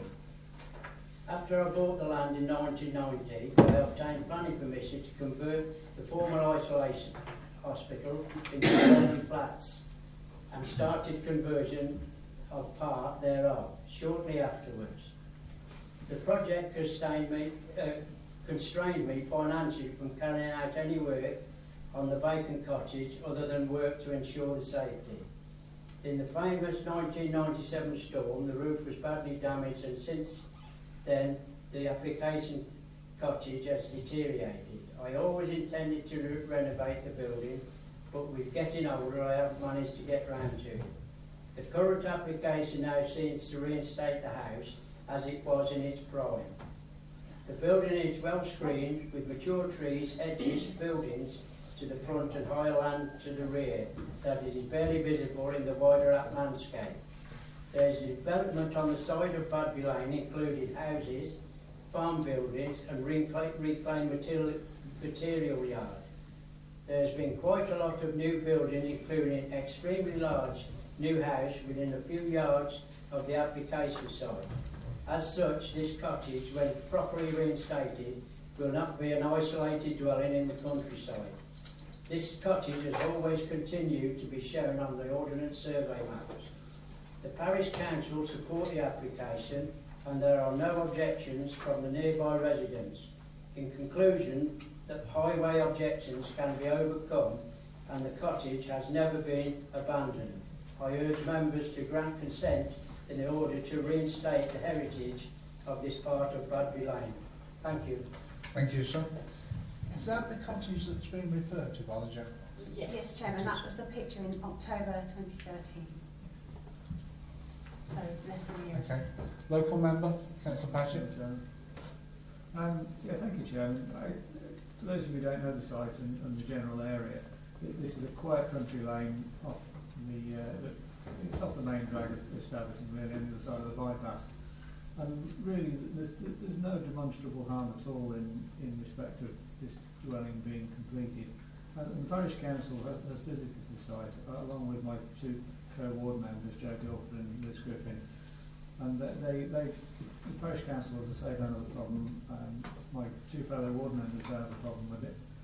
It seems that highways are happy, subject to the additional light representations. So, unless any other members have any other queries, and I shall listen to those in great detail, I'd like to propose that we approve the application. For what reason? For the reason that I think that it does, it's small scale, there's not demonstrable harm caused. It fits in with the location and the locality. Thank you, Councillor Patchett. Do you have a second? Councillor Randall. Do you wish to say anything, Councillor Randall? No, just that, I know where the location is, and it is off a quiet lane, and I can see no harm. I mean, it was a ruin and it'll be brought back. Rather than just seeing it left like that, I'd sooner see it brought back to a home. The only precedent that you may set is if you set a precedent here, and every one that comes in that's been abandoned, they will use this one for to win theirs on appeal, because we have a policy that you don't do that. Anyway, sorry. Just through Chairman, as you can see by the photo in front of you, as my colleague discussed earlier, that this was taken last year. We have not had any applications since 1976 in regards to this. As a local planning authority or as officers, it is considered that the site has become a ruin and there's no residential planning use on this site. We've also checked with council tax to see whether there's anybody paid council tax recently, and they have basically said there's no council tax being done on this property for a long time. So in a sense, you've got basically what you're looking at is a new residential property in an isolated position in the open countryside in a special landscape area, which paragraph 55 is against on the NPPF as well as HS24 of the local plan. Thank you, Chairman. Thank you. Councillor Swift. Yes, it might not be harmful here, but as you say, if we accept that, we will have to accept every ruin. And I can tell you, I know a lot of villages where you have little ruin. In my village, I know too. So therefore, if that is going to destroy our resolve of the council not to build in open countryside, I think we should go with officer advice. So I would propose to go with officer advice. Thank you.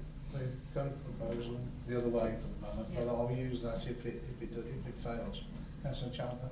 Thank you, Chairman. I simply wanted to endorse what's just been said. It is clearly against policy, and so I can't see that we should ever do anything other than follow officers' advice on this. Thank you. Any more comments? If not, we go to the vote. There's a proposal that the application should be approved for the given reasons, quite a few reasons Councillor Patrick gave, and it's been seconded. All those in favour, please show. 2. Those against? Okay. I'm abstaining now. Yes, yeah, we noticed it, Councillor Randall. Well, then we have a proposal that the application be refused by Councillor Irving Swift. Do we have a second? That was approved.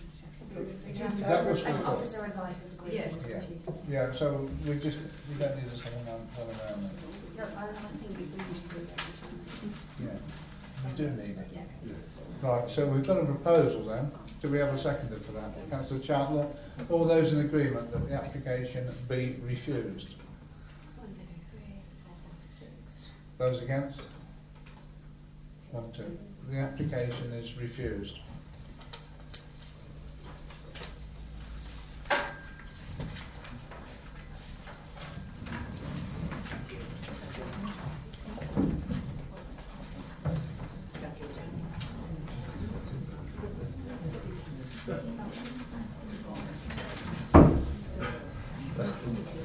Okay, we'll talk about that one after, Councillor Chandler.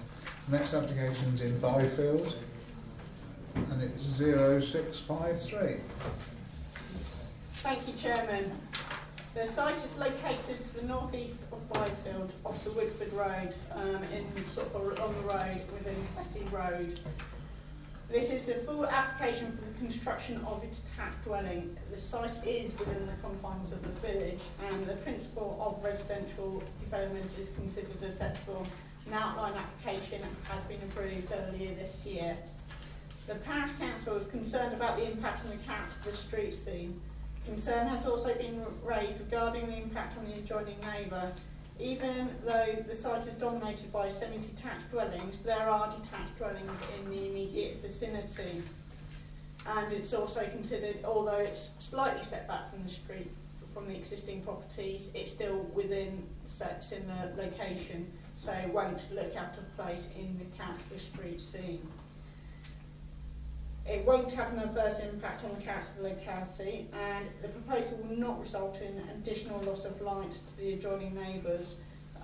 The impacted windows are not habitable rooms, and also with the tree line, as you can see, or the conifer hedge, already impacts on the light issue to the neighbouring property. And also no privacy will occur. The application is therefore recommended for approval. Thank you, Chairman. Thank you. No, we don't have any speakers on this one. Local member? Yeah, thank you, Chairman. I looked at the plans. The revised plans are better than the original plans. I don't agree with the parish council in this case, and I do agree with officers. So. Thank you. Are you recommending approval? If you like, Chairman. Thank you. Do you have a seconder? Thank you, Councillor Randall. Anybody wish to speak? If not, we have a proposal that the application be approved, which has been seconded. All those in favour, please show. Thank you. That's carried. The application is approved.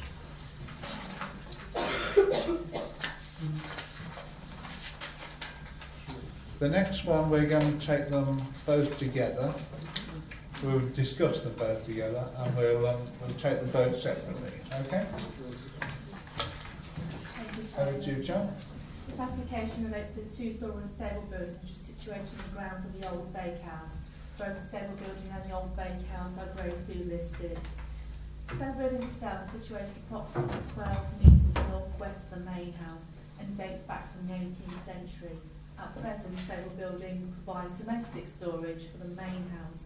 You'll see from the report that in 2005, consent was granted for an extensive programme of repair works for the structural fabric of the building, including the renewal of timber first floor and pantile roof down. You'll see from the photographs that the building is in good condition and is not at risk from deterioration or neglect. The application before us tonight seeks consent to convert the building to house the elderly parents of the owners, so they can occupy the building as when they can no longer live independently. Involved in the alterations is the replacement of existing timber staircase with a new straight staircase. New internal stud walling will be used to create a shower room and toilet facility in this space. You'll see that there are existing stable doors to the front. These will be retained, and internal glass doors will be installed behind the eastern door itself. The existing wood storage at the western end of the building will be retained, and its timber stores and brick floors will also be retained. This space will then be separated from a bedroom by a sealed insulated partition wall. There currently is a brick historic floor, and that brick historic floor will be retained. However, a suspended flooring will be inserted to create a more level flooring for the accommodation itself. Officers have acknowledged that the proposed internal changes will not result in the loss of historical fabric from the original building, but feel that the installation of the stud walls themselves at the ground level would disrupt that historical internal plan, which is an integral element of the building's significance. The new timber floor is acknowledged that it will remain beneath the suspended floor. However, it will change the floor levels and also obscure the historic floor, which again makes an important contribution to the character of the listed building itself. Overall, officers consider that the optimum viable use, which is the most compatible use with the character and fabric of the building, is use which will lend itself without significant intervention. In regards to this application, officers feel that the personal circumstances of this application would not outweigh the harm that would result from the proposal to the designated heritage asset. And as a consequence, officer recommends this application be refused. Thank you, Chairman. Thank you, Chair. We have a speaker, Mrs. Leake. Thank you, Chair. We've got two reasons for putting forward our plans. Firstly, we would really like a viable future for the building because we really love it. It's very beautiful. And we'd like to ensure that the building is maintained going forward. We also want to provide suitable living accommodation for our parents who need support from us as they get older, and it will allow them to remain independent within our grounds. We have a supporting letter from the parish council who say that more regular use will help to preserve the building, and the intended changes do not affect the structure of the barn and will not be visible from the exterior. The council also does not agree that is contrary to paras 132 and 134 of the NPPF, as in its view it will not cause harm to the building, merely ensure that it is used and appreciated with sympathetic alterations. Nor does the parish council accept that it is contrary to GM2E, adversely affecting a listed building. Our proposal also during the initial consultation had no objections from the rest of the villagers. Externally, we will be making absolutely no changes to the old stables.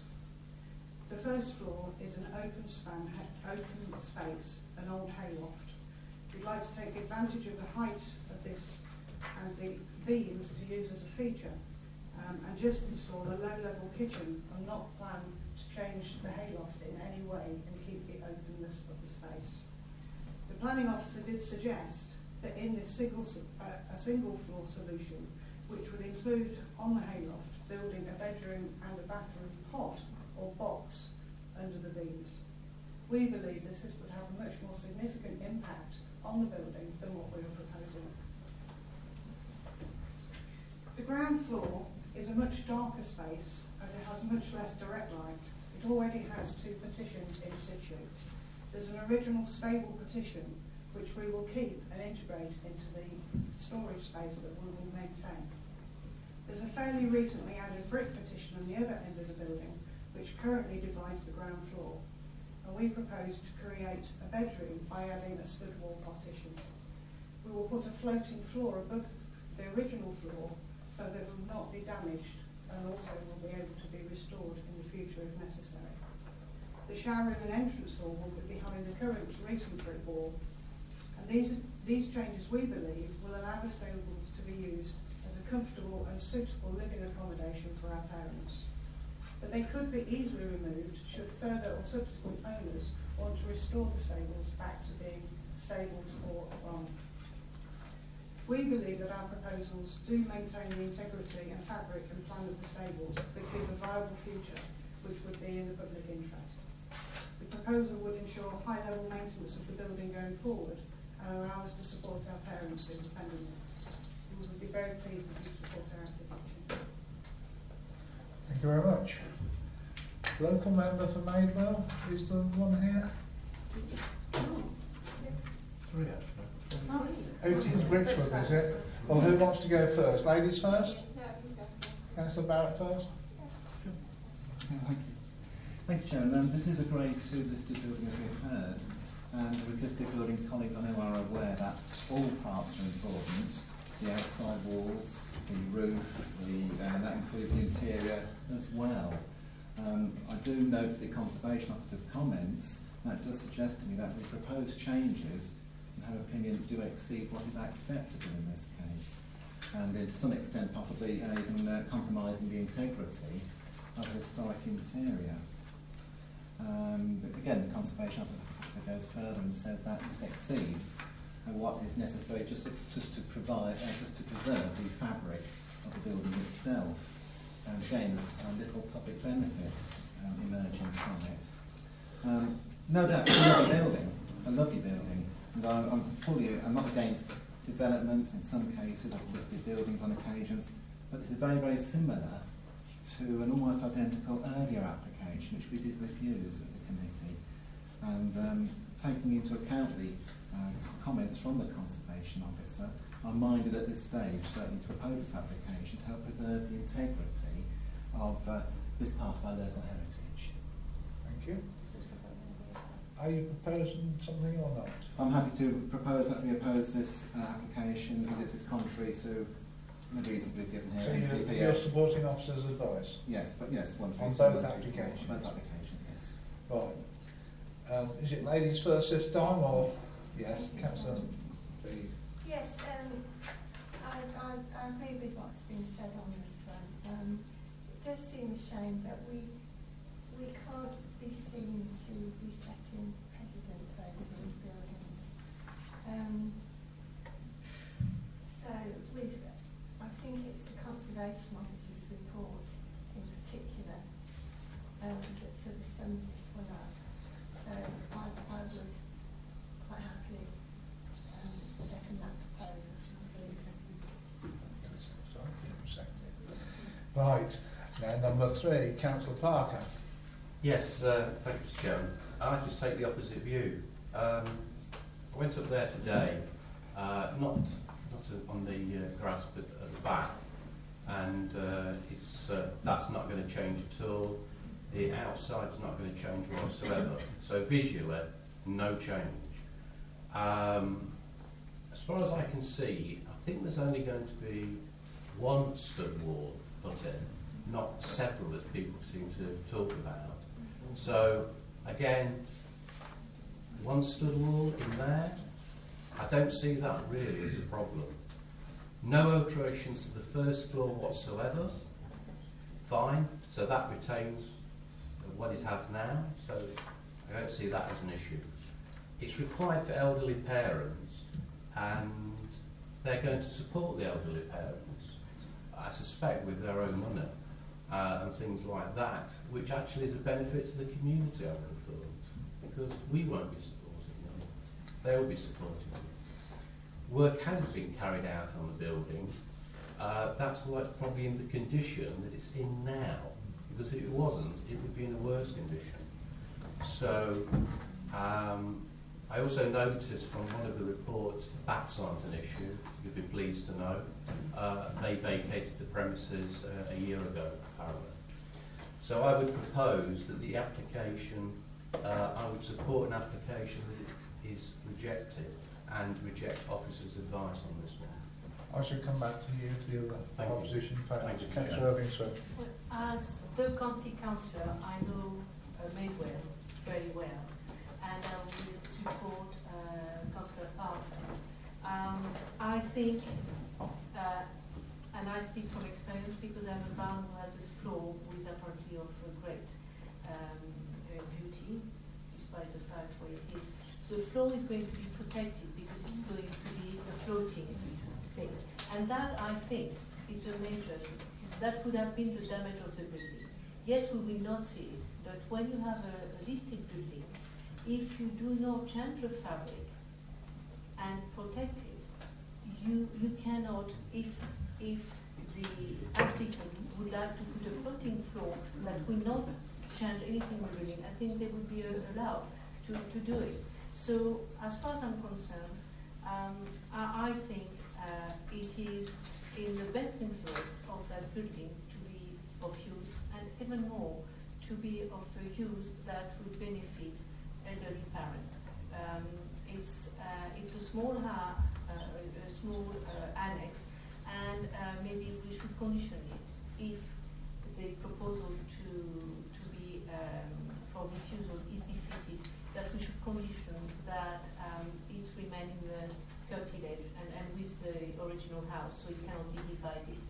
So that would be what, if the proposal for refusal is defeated, I would like to go in that direction if it's possible. Okay, but I think we're going to get some comment on that. I'd just like to come back very briefly. Obviously, I do sympathise with the applicants that elderly, eventually we all have to accommodate our elderly parents somewhere. However, if we look at the photographs and we look at the existing floor, and you'll see that an insertion of a suspended floor will create a change in levels. So as officers, we don't consider that this is the best building to be accommodating elderly people in, given the amount of intervention that will be required and the access requirements that are necessary to accommodate people who may have access problems. Sorry, could I comment on that? Yes, when looking after parents, I know some people who are in wheelchair minded, but a little ramp will not, and because it is a bedroom downstairs, so maybe the parents could just stay in the bedroom during the day and go somewhere maybe not use the level. But also, aging parents doesn't mean that they will all have disability, mobility disability. It's maybe Alzheimer, it might be a Parkinson, it can be a lot of things. So why every time we speak of aging population, we have this fixed idea about a little steps will stop every older person, and every staircase will stop every aging person. If you don't use it, you lose it. So I will say that is not for me. It's not us to judge if it's better for elderly parents. I'm sure when you have lovely children, they look after their parents the best they can. Thank you. Councillor Randall. Yes, thank you, Chairman. I agree with Councillor Parker, Councillor Owen-Smith, that actually all you hear about now is looking after your elderly parents within the home.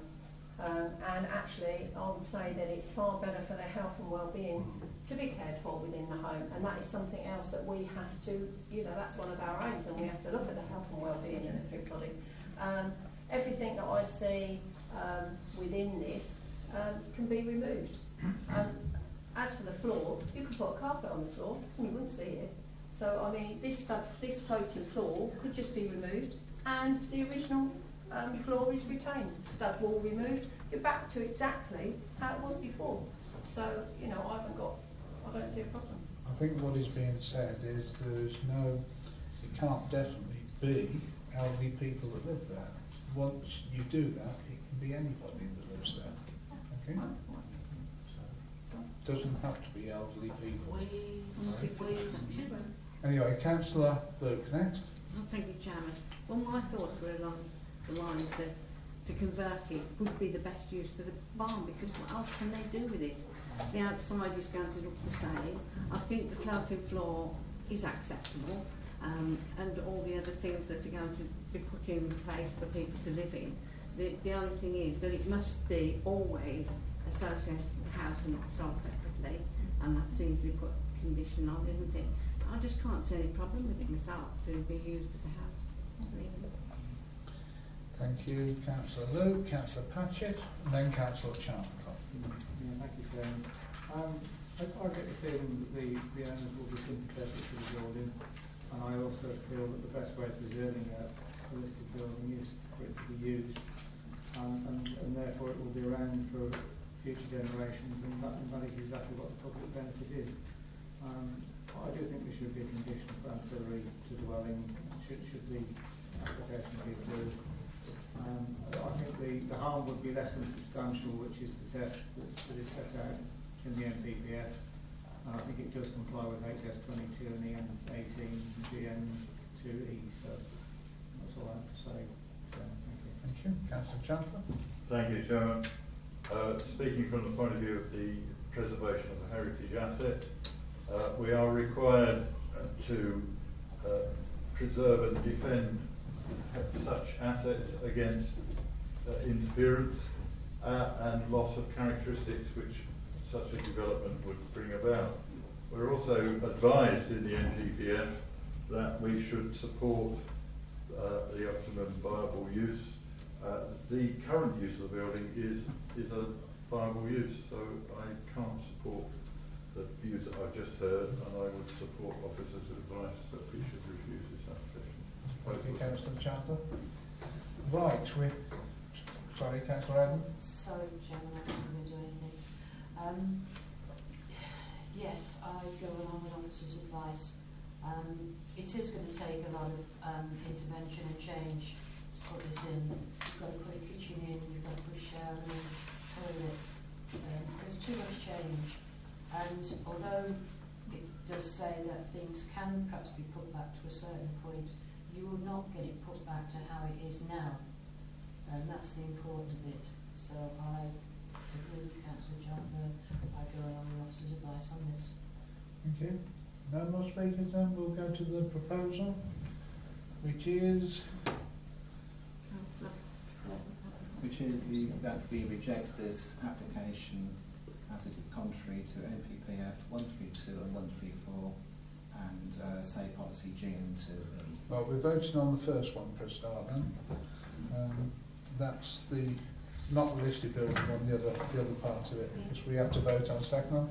So you're proposing we support officers' advice, and you've got a seconder. All those in favour, please show. 1, 2, 3, 4. Those against. 1, 2, 3, 4, 5. Right. That has lost. So then we. You said, Councillor Parker, didn't you? If it loses, you'd make another proposal.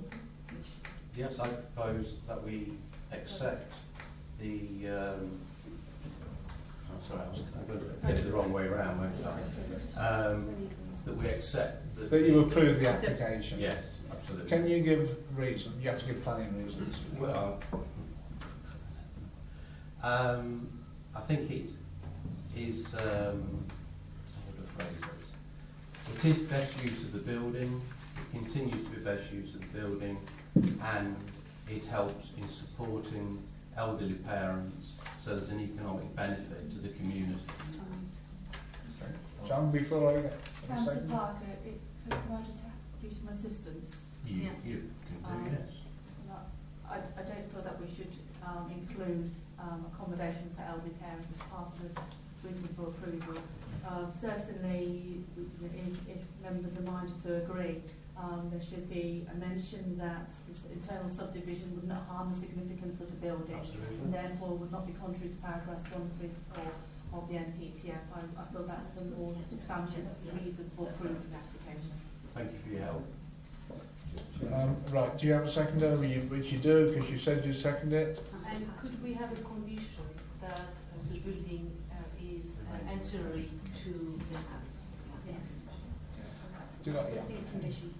Right. Conditions. Well, it's got to be voted through first. It hasn't gone through yet, has it? Through you, Chairman, I think highways have got no objections on the basis that it is ancillary to the rest of the use in any case. So that is a sensible condition. Yes. Right, okay. Right, we're going to proposal that the first application that says refused be approved, and we've been given reasons, which has been seconded. All those in favour, please show. 1, 2, 3, 4, 5. Those against. 1, 2, 3, 4. The application is approved. Now we go on to the second application, which is the listed building one. I need a proposal for that as well. Do you want to do the same one, Councillor Parker? Yes, please. Okay. And for the same reasons as well? Yes, please. And you're seconding exactly the same? Right. All those in favour, please show. 5. Those against? 4. The application is approved. I have to say I didn't vote on it because I try not to get involved too much in other people's wards. But I think that was a pretty close one. And I think it was a good presentation by yourself. And, we talk about conditions, Chairman. Conditions, yes, we've got to talk about conditions. What do you want, Joan? Can I just apply this again? Obviously, the normal standard timescale conditions, constructional submission of joinery details, internal and external finishes as well. We would require a building recording condition to enable us to record the current condition of the building. You'll see from the late representations as well that county archaeological advisors requested some conditions. I feel that those are appropriate to impose on any consent. Councillor Barber, Councillor Patchett and Councillor Urbansmith have mentioned the ancillary condition. And to safeguard any further alterations to the building itself, the removal of PV rights as well. Are you happy to support need the a officers' proposal, advice? Chairman. You need Sorry? a proposal. I need a Second proposal. on the vote. Councillor Parker, can I come to you again? Yes, I would accept. Councillor Urbansmith, can I come to you? Those in agreement with those conditions, please show. Yes, 5. Those against? Well, there's no point in voting against us then. Thank you. The application, both applications are approved, and that concludes the planning committee meeting. Thank you for attending.